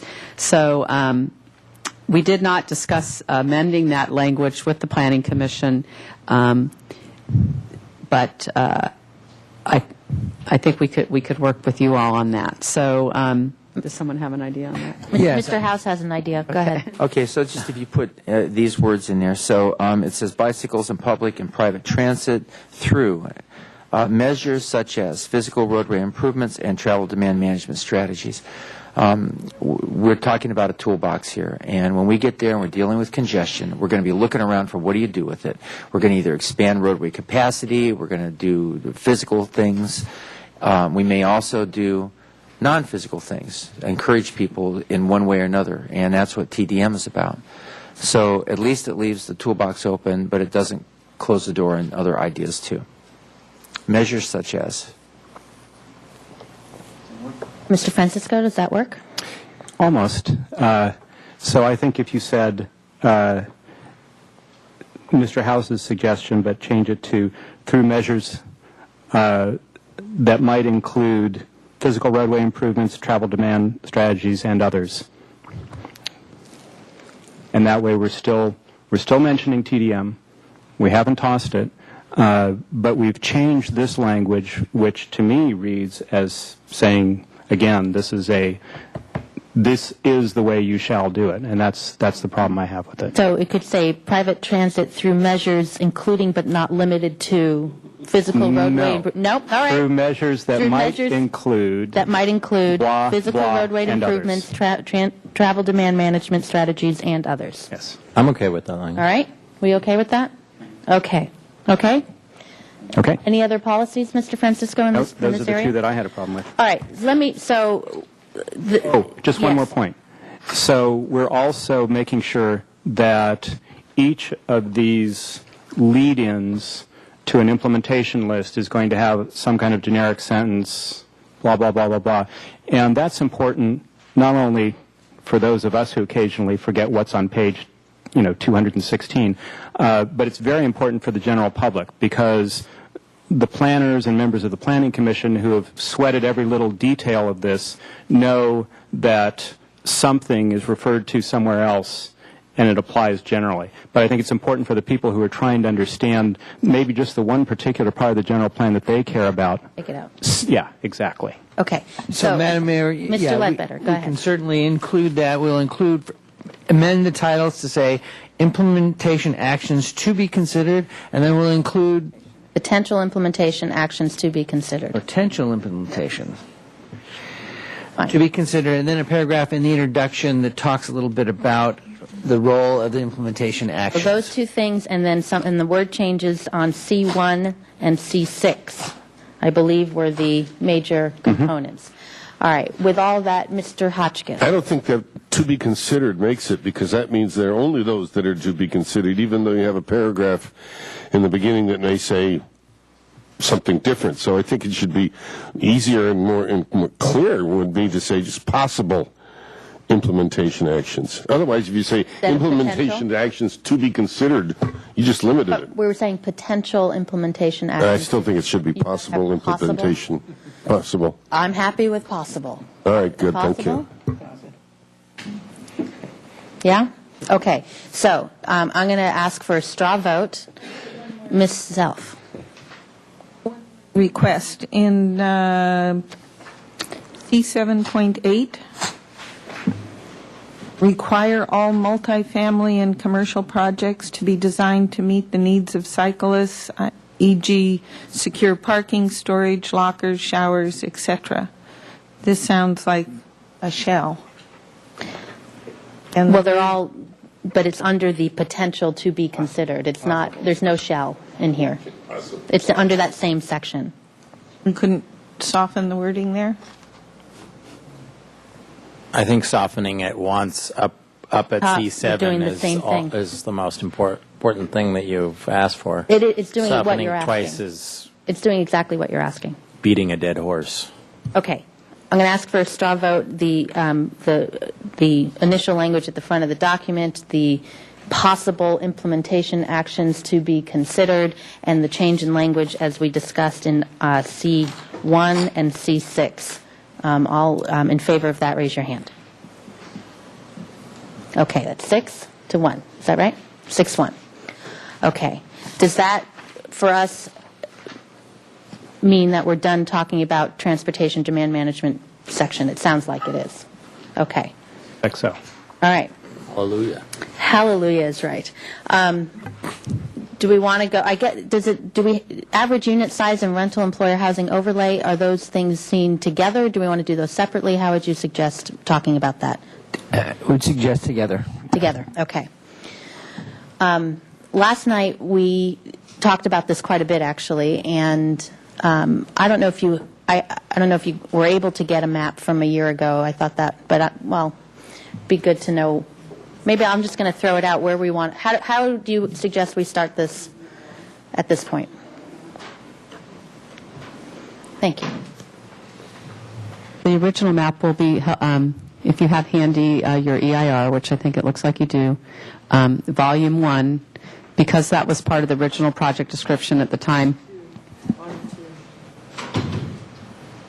Oh, I'm sorry. It's called Volume 2? It's called Volume 2 because it's the right. Okay. Yeah. Okay.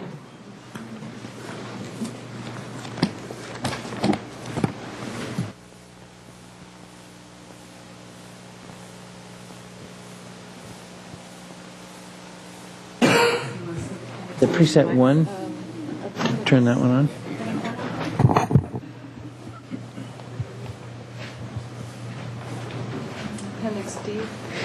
Appendix D. It's a fold-out map. It has little blue boxes. It's volume 2. Sorry, it's the appendix. It has little blue boxes and a purple outline, which was an early concept of the MODA. The mayor, you asked to see that map as a demonstration of how the process has evolved. We're also going to put it on the screen. It's background information that I think is good to have in mind, in that questions about how much density might get developed in the next 20 years. The blue boxes reflect an analysis we did of potential development. And then you'll see the purple outline was an early discussion of the MODA where increased densities could be considered. And now you're looking at the Planning Commission recommendation of the overlay map that, as the mayor indicated, is a much smaller area. For example, on this map, at one time there was quite a bit of discussion about the single-family areas that are included, the yellow, San Roque, for example. That was because we were having a stronger policy direction towards amending the granny unit ordinance in those areas. And now your policy language is definitely pulled back from that, and it's not specifically mapped or targeted at this time as a potential area of increased density. The west downtown and upper state area has certainly been reduced when you compare this map to the Planning Commission recommendation. The west side area in San Andres has been pulled back to be closer to the freeway. The swath of east of State Street has also been pulled back in the Planning Commission recommendation. So that's a comparison of part of it, John. That's not all of it. The Planning Commission recommendation. Okay. That was what you requested yesterday. Okay, thank you. The point was to see how much it's really shrunk since we started. And then even within the Planning Commission recommendation on that map, you don't see what Mr. White coined the Swiss cheese effect of the historic buffer, which is in the red in the downtown core. Okay. Thanks. That's helpful. Okay. I think where we left it last night was, if not this, what? And I don't know, Mr. Francisco, if you had a number in mind, sleeping on this overnight or whatever, but maybe. I have some ideas. Okay. I think we'll clarify what I think are the main issues at stake here. Obviously, there's a lot of... Oops, sorry. Apologize. I think I have some ideas that will clarify what the main concerns are, my main concerns and the constituent concerns that I'm hearing. To me, we had an earlier policy in place that was tied to numbers of bedrooms that was intended to create a larger number of smaller units. The idea back when that was enacted in the 70s sometime, right? The idea behind that, as I understand it, was to deprioritize the construction of new luxury housing and create incentives for smaller units that would presumably be less expensive and possible workforce housing. Housing opportunities for people of modest means. And we found over time, over the past, whatever that is, 30 years or so, it hasn't actually worked. And what we've gotten instead in some cases is massive, luxurious studios, because studios, for instance, they get the maximum allowance. So, for instance, if you look at the R3 and R4 zones, which were in the existing zoning supposed to be our medium to high density residential areas, the base density in those areas is 12 units per acre. With the unit size or number of bedroom size, whatever you want to call it, variable density program, You could get up to 25 units per acre if you did all studios. 27, whatever it is. And as I said, we found that didn't work. Now what's being proposed is something that sounds like a more rational approach if the idea is actually getting smaller unit sizes, and that is linking the density bonus to the actual size of the units. I'm not sure why that didn't occur to us 30 years ago. Anyway, and I think that is a good idea. However, for me, the issue is what kind of housing, again, what kind of housing are we actually trying to create? Now, all throughout this document, including in the very introduction about why are we, what are the most important things in the Santa Barbara General Plan, affordable housing is up there at the top of the list. And I don't think it's any secret to anybody that I feel that affordable ownership housing is an oxymoron in Santa Barbara. It doesn't exist unless it's subsidized by the taxpayers. So the real opportunities for affordable housing in Santa Barbara are rental housing, which is approximately 60% of the housing units in the city right now. They're rental units.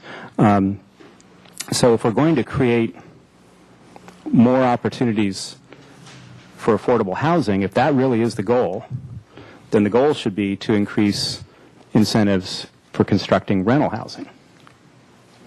Now, the density suggestions as they stand today, I'm not sure do that. Well, I'm sure they don't do that. What I think we need to do is make sure that the bonuses are couched in terms not only of the average unit size, but the kind of unit. That we say that we're giving this bonus density as an incentive for the construction of rental units, because that is the affordable housing that we supposedly want. And the problem that I have with with this as it stands today is that if we just do it to average unit size and we make these very significant increases, doubling the density in the high density area over anything that exists in town right now, what we could be incentivizing, did I use that word?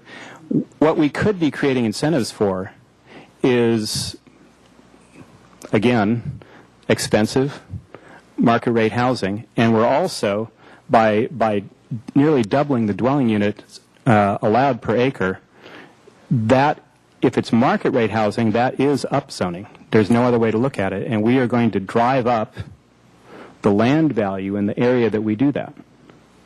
So this is my big concern, and this is what I'm hearing from a lot of people. What's the real goal of this? If the goal is to create as densely populated a downtown as possible, then this is the right policy. If the goal is to create opportunities for affordable housing, and if the only affordable housing is rental housing, then I believe that the density bonus needs to be targeted at rentals. And that's the main issue I have. And I think, for instance, that the high density designation, the numbers that you're talking about here, 27 to 45 units per acre, which is a huge number. But if that's what's necessary to get to actual rental housing, that's something worth considering.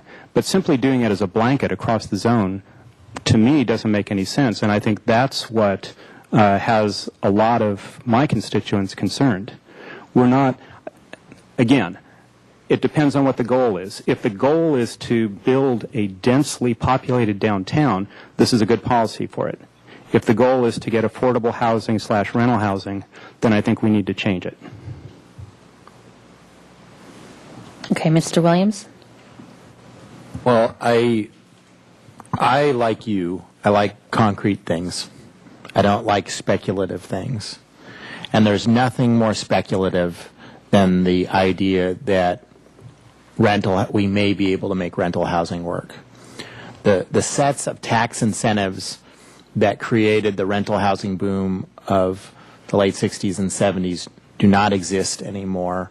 It is unknown whether we can make rental housing construction work. More often in this community, what happens is something starts as a ownership housing, and then it becomes rental housing over time for one reason or another, usually because it's not as new looking. I think that our goal is not just to create affordable housing for rentals, because I think that is something that we hope to achieve, but is not necessarily likely to achieve. And I think the ability to create affordable for ownership housing, particularly in the West downtown, is something that is a real possibility and is much more concrete. And at the densities that are proposed in the average, unit program, I think it's realistic. And I think we have had people with more expertise than both of you and I, come here and tell us that's reachable, and so I think that's what we have to drill down and look at. Is I agree with you. I've always been one that wants those incentives only to be given to the good projects, right? But staff is proposing a mechanism by which no one would qualify it unless they were the good projects that provide housing that really is affordable by design. And I understand how you are suspicious of that concept. I was suspicious of that concept for a long time. And at the hottest moment of the housing boom, it almost ceased to exist entirely. But at most points along the market, especially right now, and for most of the last 20 years, 1,000 square foot, 900 square foot, even 1,200 square foot housing, particularly if it's not right in the downtown, is affordable. And even if it's right next to the downtown, which is why I think the West Downtown is so crucial, and why I think some of the outlying areas that are still on this map, a block or two away from State Street, is so crucial to meeting that need. And so, looking at this map, which is not the rental housing overlay, but this is the rental overlay, then this is, I think, important to look at, that it's not just what can be achieved within a block of State Street. It's what can be achieved, 4 blocks away from State Street, 3 blocks away from State Street, 5 blocks. And so I think let's not lose sight of the fact that that's where the majority of housing and relatively affordable housing will come from. And I would argue that's where the rental housing will come from 10, 20, 30 years after the building is constructed, because that's the pattern of use in our community, is it becomes ownership for the first 30 years, and then after that it becomes rental. Mr. House. I'm reminded of all the work we did on the housing element update a few years ago, and I'm just going back over and glancing through these the strategies, and it just makes me remember the range of a range of options that we have devised, and successful programs at many different levels. The goal of which is to do whatever we can to encourage or to provide the full range of housing types that are needed by those folks who live in our community. In other words, if we only had an affordable housing program, we'd be really missing a lot. If we're only a wealthy enclave and we only had very wealthy people living here, as has happened to many Southwest communities, we'd be missing a lot. And so what I like about what I'm seeing here is that we're honing now, actually really getting our skill set honed in on how to better create housing that a middle-income family, individuals who are starting their professional career, people who are empty nesters coming back now to their community and leaving their larger home, that we are actually beginning to have some tools that will help us get that kind of product on the market. And, I mean, conversations with Santa Barbara Association of Realtors folks, they can tell you that they can put together a package for somebody with a smaller unit in a that's not the single family dwelling on the large lot. It's going to be a condo downtown. They can put that together for somebody, and they can show them how to make it work with the rates being so low. They really have a chance to get going. And so in a funny sort of way, we're really allowing the market to work for us here because we're using the word average. And then when we're talking about incentives, we really haven't had any tools for a long time to tip the balance on rentals. 1986, the tax law changed, and we saw a great dearth of apartment houses and apartments being built. And we've been relying on, and staff can help me on this, we've been relying on the onesies and twosies, the upgrades of individual properties and the additions of small auxiliary units and a new something put in the back. And that has been providing our rentals and keeping our rental stock up about 54%. Is that where we are? Closer to 60%. And I agree in the general proposition that we want to encourage housing for those that where we have a big hole. And we have a big hole in the middle income area. So we use the word affordable. What we really are talking about is affordable to the workforce. We have a very robust affordable housing program that is successful by any lights. It still needs to do more, and we'll have to work very hard to get past the demise of the redevelopment agency. But that said, we have really got to find strategies that help within the 2,800 number of units or whatever number we select, that we get them in the right place and that we encourage the private sector as much as possible to come forward with product that addresses the range. And this is a market-based approach. So we're going to have a combination. We're going to have the subsidized housing, and then we're going to have the kind of housing that can only come if you give the tools to the private sector to be able to produce a larger, fancier house up on the top or home on the top that then provides what it costs to provide the smaller units, which then makes it affordable. And I agree with Mr. Williams on this one other point. Condos in Santa Barbara are just as often rented as not. I mean, there's a lot of people own condos, and they are not occupying those condos. And for lots of reasons, and, it's not our business to get involved in that. We're really glad for that because it does provide housing for people that otherwise wouldn't be able to purchase it. And it doesn't take more than a few years before that happens for lots of reasons. So I tend to think that the balance of the mix of things that the Planning Commission has given us after all this discussion kind of gets us there. It gets us to encouragement for rentals and encourages a mix of sizes, particularly smaller sizes, and then I guess the smaller buildings, which are expected. We're not sure, but we think are going to be a result as another benefit. So I support what's being recommended by Planning Commission. Okay, Mr. White. Thank you, Madam Mayor.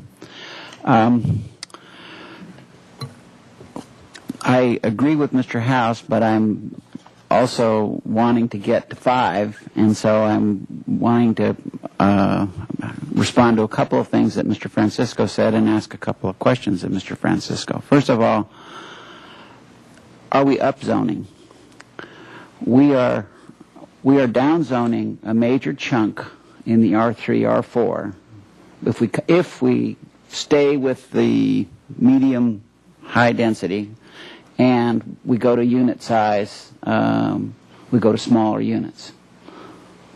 So that depends on how you define downzoning. Okay, it means less. It's the same number if the medium high density is the same density as the variable density. Close, right? yes. Yeah, Okay, very close. So for discussion purposes, it's a little less. It's higher at the bottom and lower at the top. Yeah. So, and the units are smaller. The units, so that, in my mind, and I'd like to be corrected if I'm mistaken, on the R3, R4, that is basically the beige that we're looking there and at there, is that's a down zone. And what I'm hearing from you is that isn't how you see it? Well, there's... If the medium-high density were applied to that. Maybe that is partly a form of downzoning if you mean you're getting smaller buildings. But the main concern that I have is that the number of dwelling units, potential dwelling units per acre, determines land value. Okay. And so anything that increases the number of potential dwelling units per acre increases the value of that land. Okay. It's not Well, the... Hold on a sec. So if the goal here, again, is to create affordable housing, and we're talking about taking some of the most expensive land in the city, the downtown core, doubling the potential dwelling units per acre, that to me is upzoning if it's market rate housing, market rate ownership housing. I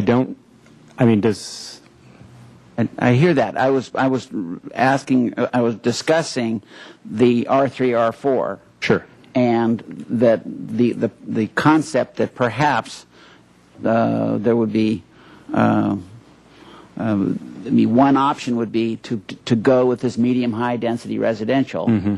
And on the R3, R4, mm-hmm. that would be, at least the way I've reviewed it, at least the way I've looked at it, is that would constitute a modest downzoning in that the footprint and the bulk of the buildings would be I see smaller. Where you're coming from, and that's not the one that's problematic.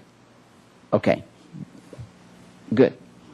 We like that one. We're okay with that. And that's what I'm trying to sort of build off of that and say, well, that we actually have a modest downzoning that's occurring on a significant portion of our community. Mm-hmm. And it also, in terms of the conflicts with bungalows and so forth and so on, that sort of jamming more square footage into some of those areas is problematic. So we're helping that by going forward with what the Planning Commission recommendation on these areas helps that issue. And I think that in general, that was the point, and I think that's why everyone here agrees that using average unit size as a metric rather than number of bedrooms is a big step forward because it achieves exactly that goal. Exactly.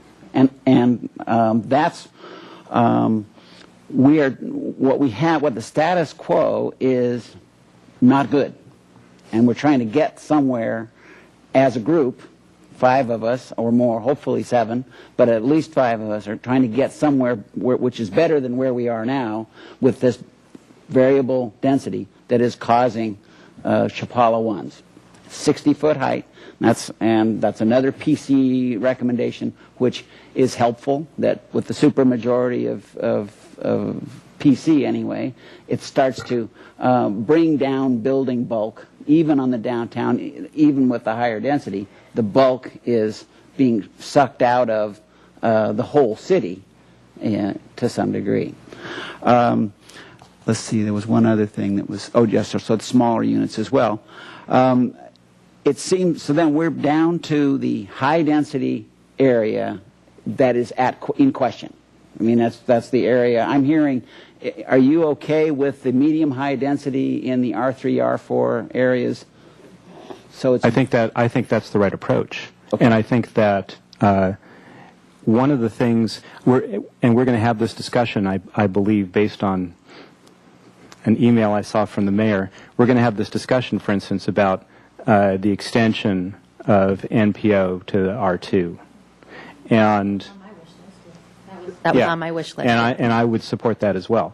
So there's going to be a whole discussion at some point further down the line about the character of those neighborhoods and what we're trying to achieve there. But there's absolutely no doubt that this, for the medium high density areas, represents a step forward in that no matter what you build there, by going to the average unit size metric, you're going to get a smaller overall building envelope, which, all other things being equal, is going to have less impact on the neighborhood. So I don't think there's any disagreement there. And I think, what the concern that I have and the concern that I'm hearing from many, many people is about doubling the density in the urban core. Well, good. At least we're down to then the high density. It's the red is where we are, where our conversation needs to go to find a broader base, to find your support. We've looked at the many spots downtown that have the historic historic resources, and there may be a chunk of that. I don't know whether there's a historic district that's possible there that might look at codifying an area as being historic and having lower density, because there's so many of them concentrated in one spot. That was one of the things that went through my head last night, just after we had that map was new to me, and I don't know whether there's any cluster there that makes sense on that Can we front. put up that map? The Swiss cheese map. Swiss cheese, yeah. Real basic language. Isn't there a manchego or something that we could use? Right, it's a Spanish revival, right.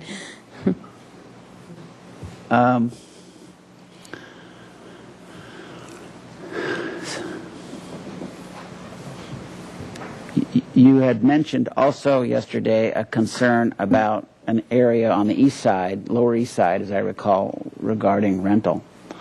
And just to be clear about that, what I'm saying is, before we jump into this with both feet, I just want to make sure, for instance, I can't remember the name, Ocean View or something like that, that has, some pretty significant apartment buildings on it. Yes. But also within that area, there's also little bungalows. A lot of single-family Yeah. residences. Yeah.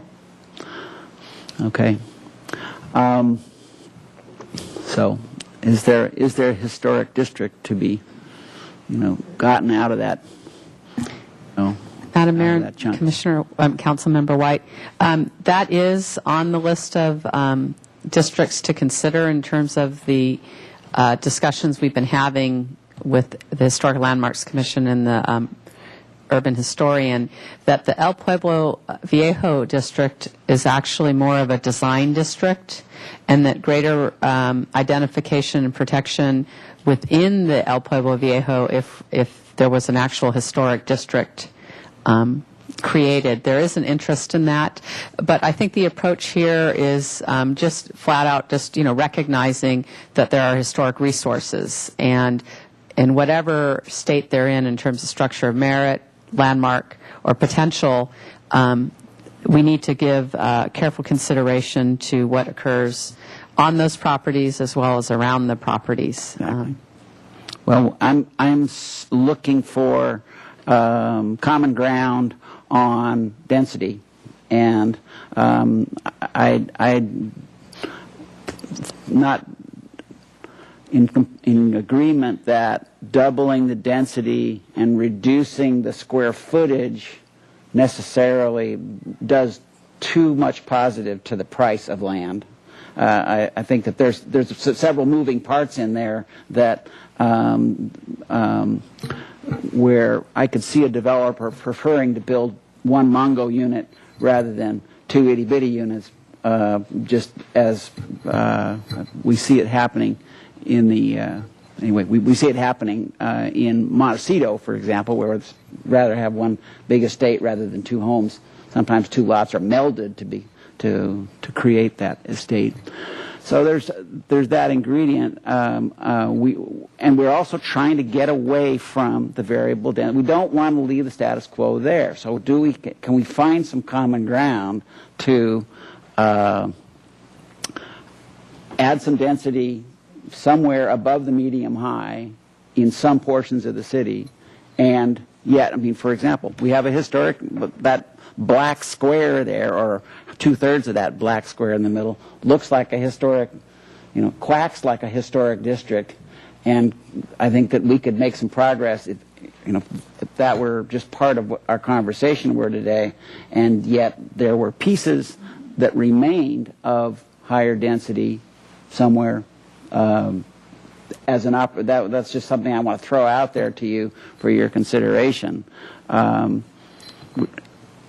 to get to a wider band of support here. Okay, Mr. Hotchkiss and Mr. Williams. Thank you, Madam Mayor.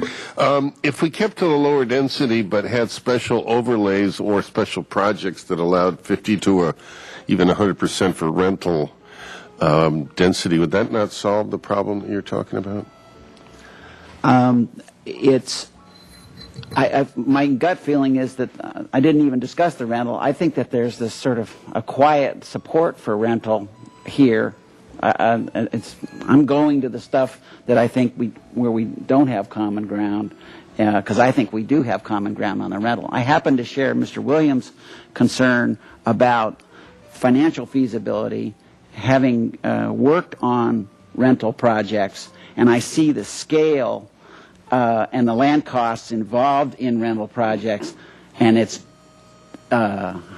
just isn't anywhere in the ballpark of what we're talking about here. It's just going to be where it ends up happening, where rental ends up happening, and we found this over the last 10, 20 years, that's been the onesie-twosies as much as anything, where it's just mom and pop who are, taking the plunge to build another unit in the back, and if you were to do a return on capital, it doesn't make any sense. But it has some other ingredient of value store for that particular entity.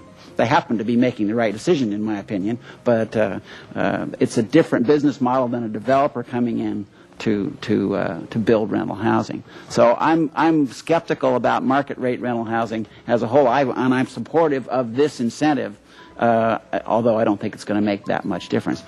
I do think that there's a need and an opportunity for small for-sale units. And affordable, it's just the difference of the 3,000 square footer as opposed to the 1,300 square footer, whatever is the lowest end of square footage that Mr. Hotchkiss might be able to tolerate. I think there's, and as Mr. Williams said, most of the market cycle, those are going to be, let's say they're $600,000 units, or thereabouts, 700. But I'm saying a pair of wage earners might be able to get into that and have their piece of Santa Barbara. So I'm looking for that as opportunities for that here, with remnants of higher density. If there's a possibility that there are places that work for you in that regard. Is it portions of the Milpas corridor, the La Cumbre Plaza area, for example?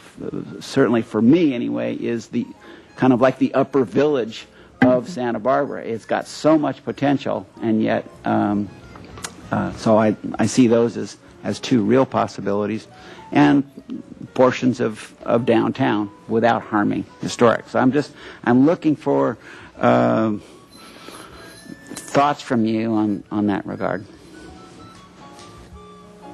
Well, I know I said Mr. Williams, but it seems to be, you want to answer that and then? Really briefly, and that is, I'll just say one thing briefly, and that is we're talking about an increase in dwelling units of 2,800 over the course of this plan, and that 2,800 number came from historical experience of what's happened over the past 20 years. We've achieved that growth without a high-density zone.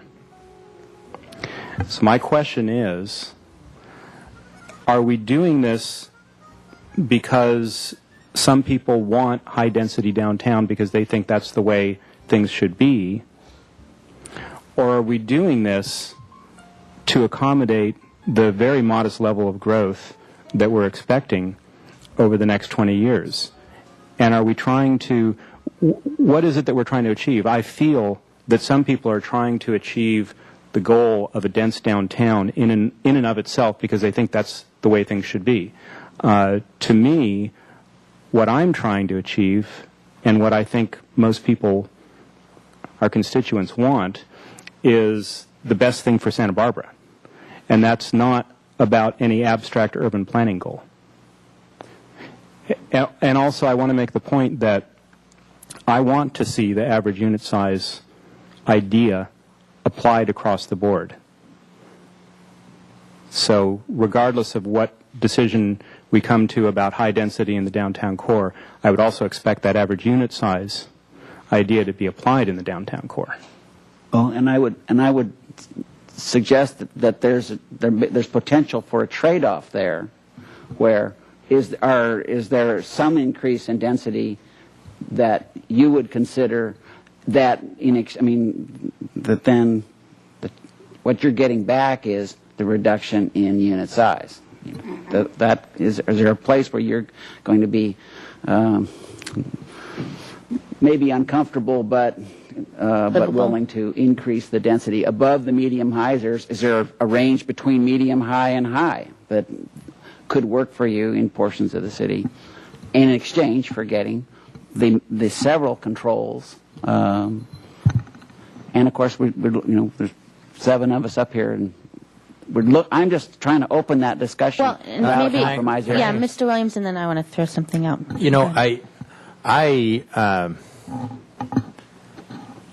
I've lived in this community most of my life, and I, like most people, don't like change. Visually, I think Santa Barbara should be, about the same way it was when I first was old enough to have some kind of idea of what the community around me was. So I don't have any sort of desire for a dense downtown just as an end in of itself. What I have a desire for is, as Mr. White articulated, is for those $500,000, $600,000, $700,000 units that, even though some of you guys think that's crazy that someone on a salary like mine buys, that's what is the reality of the situation, is that young people in this community on a dual income buy that level of a house, even though it's a huge chunk of their income, but they somehow sacrifice and they do it. And that's what's a reachable goal. And if we create more of those, and I think the zone that is possible to create more of those is the west end of that map. And like you guys have articulated, the stuff that's closer to State Street and on State Street, even if it's 1,000 square feet, is probably going to be out of that income range anyway. So I'm not as concerned about that. I'm concerned about the affordability component.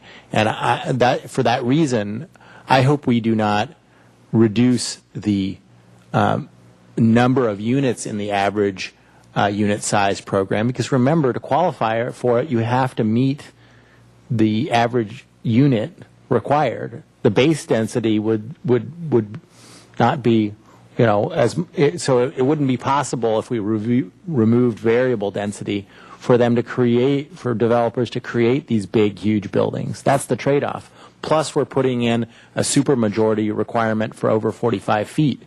That's the big trade-off. And I think that instead, if you have some heartburn, let's look at a mapping approach to this.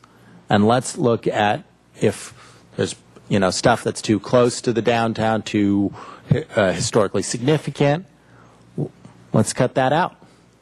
But let's keep a core of area where it's possible to achieve the affordability that we're talking about, is my plea to you.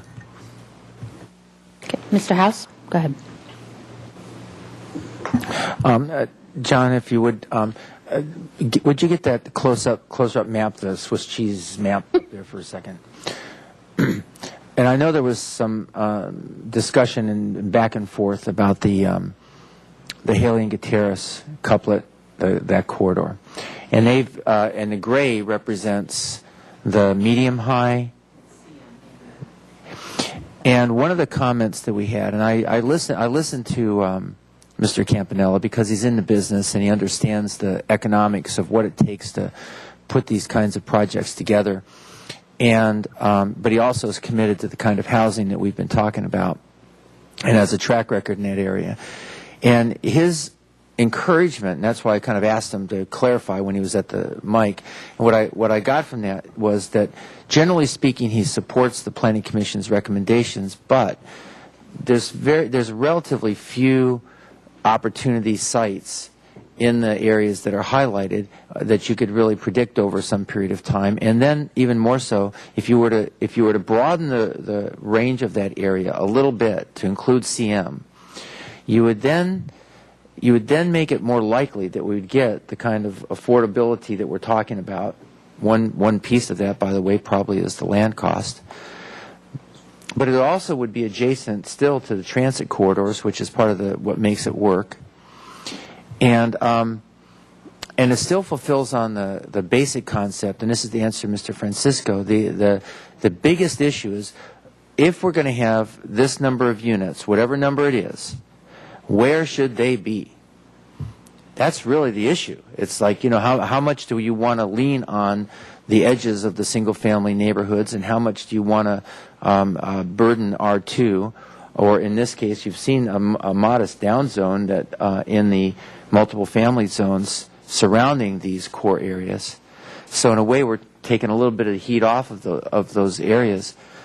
But one strategy here, given that we really are building a historic buffer into this, which is really, once again, going to concern. I can think of a number of sites, by the way, empty parking lots even, that would be perfectly developable along these lines that happen to be in one of those little circles, just on the edge of a circle around an historic site. And it will be taken off the table for the kind of development that it very much calls for. So, in any case, that's the way it is. We're really putting a priority on historic. That's going to really Swiss cheese up this section right here, which in a way goes to some of the concern about what it would look like. Smaller buildings, smaller units, historic buffers, and then I would encourage us to consider allowing the gray area along Haley and Gutierrez between Milpas. I mean, it's the natural coupling between the two main streets in town, with all the amenities in both directions, with robust. I mean, we don't have to add anything in terms of transit, anything. It's already there.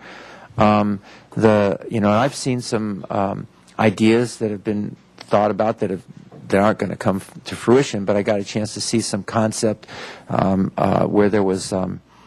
In one case, there was a job training proposal. One organization was thinking of putting together that had residential above, and it had rental, and it had ownership, all in the same structure. And it took up an area near where MTD's lot is there, and they've got the big wall around it. Well, the concept was, and I don't think it's going anywhere, but it made sense to me. That was a good place for that. It's wrecked up old lots and industrial buildings, but that could be transformed into a really vital, cool place. And it would have rental, it could have ownership, and it could have the mixed-use component that would make it feasible. My vision of the future of that area includes that kind of thing, and it would be a natural fit for this higher density that we're talking about, that we're now only talking about in this red area downtown. So I put that up there as another piece to sort of enrich the conversation. If we could consider that, it might take some of the heat off of just the downtown and make some more legitimate and usable sites available. I was, as you were talking, thinking of that maybe swapping. I mean, if it makes sense to swap. I mean, the issue here is the downtown core and the historic piece to it, and I think to also answer Mr. Francisco's question on the 2,800 units, and we never had a high density zone before, so why now? But I think it's because we're trying to also protect the other single family zones in the area. So if the 2,800 units are going to go somewhere, we're trying to limit the impacts on other parts of the city. It sort of puts us, it makes things more dense in other places. I mean, it just sort of, you have to figure out where it's going to go somewhere. But I'm intrigued by what Mr. House is saying. If there's a way we can further expand the buffer in certain areas in the downtown core, and then be able to use the Haley and Coda Street area towards Milpas to try to swap that out somehow. Because it is on Gutierrez, because it is it is still within the theme of what we're talking about, being close to transit and having walkable communities and all. I mean, that was another piece to it, without jeopardizing the small town feel of the historic nature of the downtown core. So I'll throw, and then Ms. Self, she's had her light on for quite a bit. I want to make sure she. Thank you. Mr. Williams, I've been here most of your life, too. But I think the issue we're talking about with density is quality of life issues. Dense communities typically have more health issues, more crime, and so what we're looking at here, I've mentioned before, is an experiment, and I've been asking since June anyway about where such experiments have taken place and that they've been successful. And seeing as there aren't any examples forthcoming, it makes me even more leery about this. Government has decided, I would say starting in the 70s, thinking it can solve all ills. And I don't think that's necessarily the case. I think we need to face the facts that Santa Barbara, like many other communities, has become expensive, like Beverly Hills, like Long Island. We are not alone. We have a very high percentage of affordable units in this community trying to address this problem. But I think if you look at historically how communities have developed, you start out with a little Santa Barbara that was started in various ways. And then as it became more expensive, people moved to outlying areas, Goleta, Ventura, Carpinteria. They came in because this is where the work is. Now, when you have your children and they can't afford to live here, they move out, maybe to Lompoc. But the people in Lompoc have seen a great appreciation in their property values, and they've moved further out. I call this just the way of life. It's like the pebble in a pond.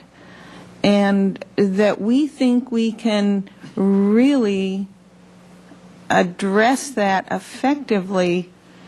One of the things which was outside our control, I hope, was this recent recession we're in. That has done more to reach affordable levels than anything else. And I think the only other thing we could do for affordable is to damage or degrade what Santa Barbara is. By that action, being less desirable, we will become more affordable. I want to point out that from the Planning Division, I had asked some questions in early June. With the existing zoning, no bonus density for anything, we can build 8,000 units. Why do we need to upzone? We have the capacity for many, many years. And if we are going to take on an experiment, and I do support giving rental some bonus density, that it be in a test area. We're studying everything else. Let's study this. You know, as I've heard the words before addressed with the gray area, which is M1 and CM, we don't have very much of that zoning in town. And I've heard it expressed on this council that that area should not be gentrified. My husband had a business in that area, and the city came to us encouraging mixed use. The owners of those properties said, no, I grind stone 24/7. I don't want mom and the kids next to me because they will shut down my business. There's a reason for this separation. It is for the quality of the residents' lives that we do this. We don't do this as a restriction. And as far as talking about the gentrification of the city in general, drive around the city. There are all kinds of people, all kinds of homes, from very high end to very low end. And as was expressed, maybe even we have a little bit of squalor, but I don't think that is typical of us. And again, we are what we are. And I have used this analogy before. Look into your closet, your refrigerator, your shoe. Only so much is going to comfortably fit in those items. And to try to upzone so dramatically, I think, would do a disservice to those who have invested their lives, their businesses, their incomes in this beautiful community. Thank you. Okay, it's noon. There's no way we're going to vote on something today, I don't think, unless we want to keep going. Well, we were supposed to stop at noon.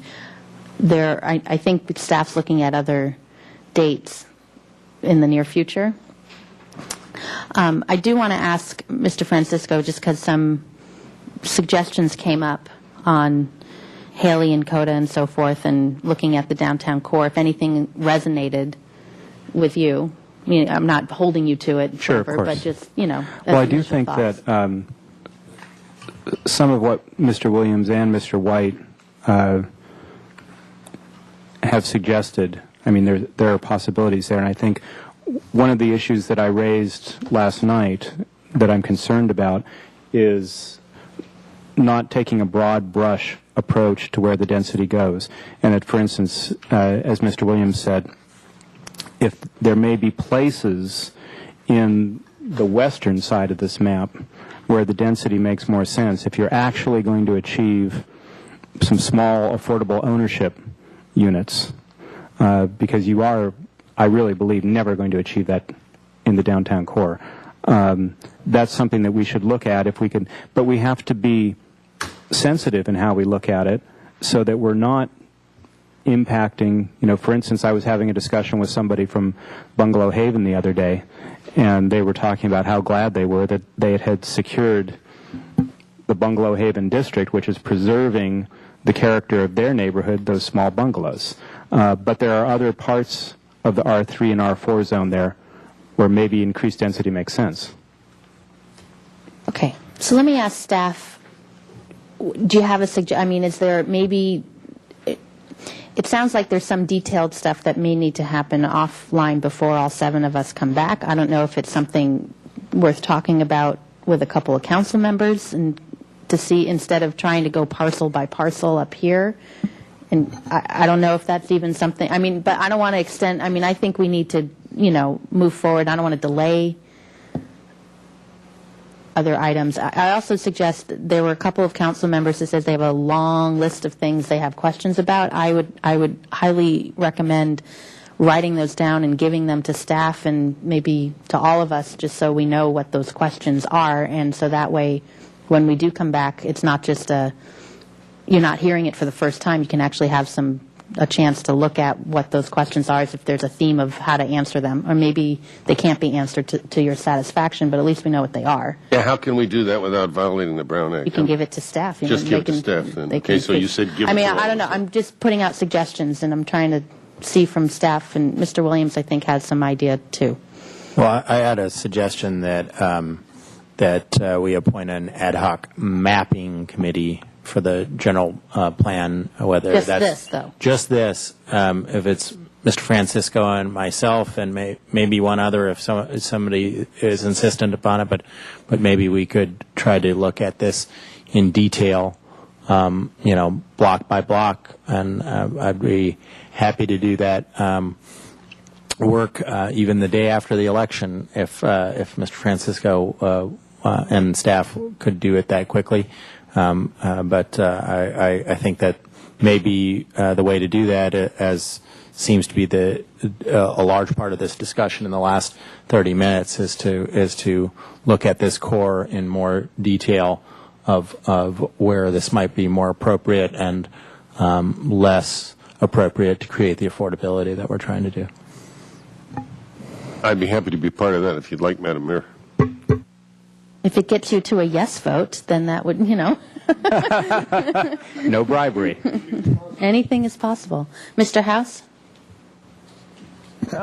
Just interesting where the conversation is going. It reminds me of one of the fundamental things of form-based codes, which is where you begin to actually look at each block individually and see what fits in this place, what's its trend, where has it been, where is it going, and you begin to ask those questions. That's a different kind of map. And I just want to ask this question. This is a bigger question because form-based codes is being suggested as something we would possibly do in the future to begin to do that. But if we're having difficulties with this older zoning kind of approach, where you have certain areas of town that have these certain things, and yet the complementary approach is the rental overlay, which could pretty much be plopped down anywhere. And Mr. Francisco a moment or two ago suggested something like that as an approach, and I'm just wondering. There are sites, I can think of a bunch of sites right now in town that could very well handle this kind of density. It's right adjacent to what is already there that has the, like old apartment houses, and right next door you could, and these are in R3 and R3 and R4 zones that we've mapped out in great swaths for this down zone, whatever. And I'm thinking, wait a minute, that would be a perfect place to have have another apartment house or condo right there. It'd be perfect. Is there? Can we take that kind of approach as opposed to this, mapping big hunks of the community approach, or is that? I mean, just answer it back, because what I just heard them doing is sitting down to do a map that takes and looks block by block, that creates a new map that has us, as they've looked at each block and tried to figure out what would fit there. And I don't know if we have time to do that while we're trying to approve a general plan. I'm not sure that it has to be all one or the other, that there could actually even be some combination.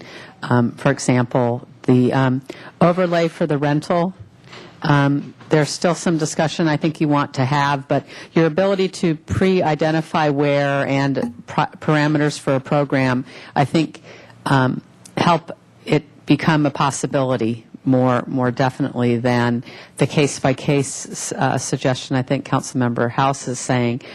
Would it be possible to have a conditional use permit to apply an overlay to allow greater densities for projects? We have a conditional use permit to allow what's called the planned unit development in the single-family zones. It is a planning tool that's available. In my view, it's not really grappling at the larger, broader policy issue as effectively as I think we've been trying to do with considering the Planning Commission recommendation. But it is a tool that's available. Okay, then when we do come back, perhaps you could help us with a little bit of demographics. One of the things that I'm grappling with is no matter what number we choose as a number of units in the city of Santa Barbara, given the history of Santa Barbara's slow and ongoing growth, births over deaths over all the years, we can predict that in the city of Santa Barbara at about a 1% or so growth rate, we're going to need to be having accommodations for those people. And if we don't provide them, if the plan doesn't consider and provide for them, they're going to be living somewhere in the city. To me, it just gets that kind of flat. It's not like, when we come up with a number or we say the density, this, density. The fact is, people are going to be living in the city of Santa Barbara in something. They're going to live in a garage. They're going to, whatever it is, they're going to live somewhere in town. So this kind of an approach that we have here, this one or even the one we just talked about, begins to identify where we feel we could accept that in the most land-efficient possible way. And so I disagree strongly with the concept that we're packing them in or that we're creating unhealthy living environments or any of that kind of thing by even talking about these numbers. The people are going to be here anyway. How are we going to provide for them, and where do we want to encourage the market and others to provide the housing? I would like to be sure, first of all, that the demographic idea that I have from my research is close to accurate, that we are on a long-term trend of a slow increase in population over time, and that when we come up with a number like 2,800 or 42 or whatever thousand, whatever number of units we pick, that we're actually addressing the need that will come by the demographics. And then we can back into the conversation we're having with Mr. Francisco. Okay, well, where should we encourage those units? I mean, really, should we encourage them in R2 or single family, or should we find other places where we can do it? And then I'm interested in what numbers of density make sense. You know, I mean, like what pencil out, kind of, almost a feasibility thing, like we've heard from some of the developers themselves. Well, I'd like to do that, they say, but I can't do it unless you give me a little bit more number of units. Well, we say we don't want to have great big units like you've done before. We'd like smaller ones. Oh, okay. Now we have the average thing. So I want us to have a constructive conversation of this and not get into absolutes when we come back. And that's just me encouraging my fellow council members to help me with this, because I want us to come down to a number that's feasible, that addresses the real need that we really are going to have, no matter what, and puts it in the right place in the town. And if we can have that conversation and we can come up with something, it'll be pretty cool. I'm looking for some guidance from staff. I do have a couple of other lights on about moving forward, but you want to hear, unless... Madam Mayor, council members, you know, if you want to appoint a subcommittee to do a one-time interim is that meeting, even helpful? we can be there. I mean, staff is here ready to help. So if council feels that would be helpful, we can schedule that. I'd recommend it's a public meeting. We'd have it either in the Gephardt room or room 15 or something like that, but it'd be open to the public with public comment.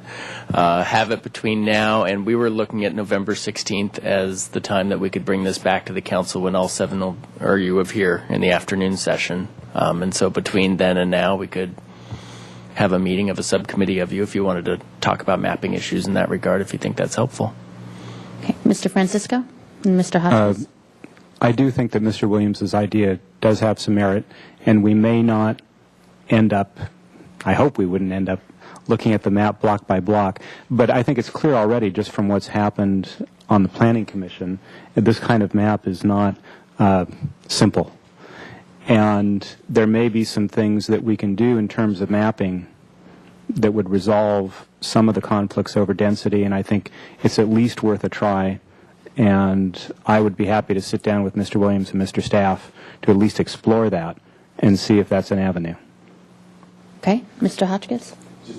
Quickly, Madam Mayor, I'll repeat my offer if you would like me to serve on that. I'd be happy to. But I'd also like to say I know you wanted to get this done today, but I think I hear echoing out there real applause that you're taking a cautious approach, as is the council, to look carefully at everything we're trying to do and make sure this plan is right. So thank you very much.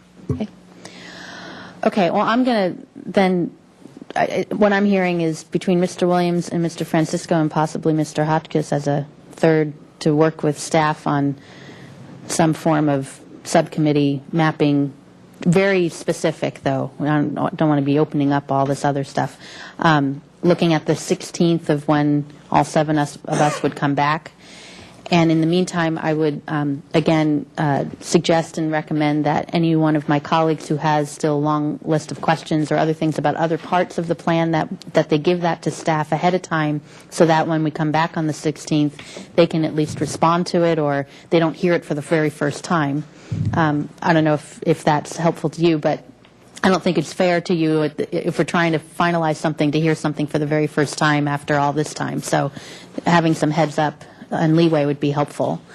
Mr. Williams? Just a request for when we do the committee meeting, I think what would be useful is something like this overlaid with the map of developable parcels that you guys have, and maybe somebody that's a staff person that can do the GIS work as we go in the committee hearing. Okay, but we did get some significant things accomplished today, so I don't want to just say we didn't do anything, because that wouldn't be accurate. So cautiously optimistic that we can keep moving forward, and I appreciate the constructive conversation that we had today. So we'll adjourn.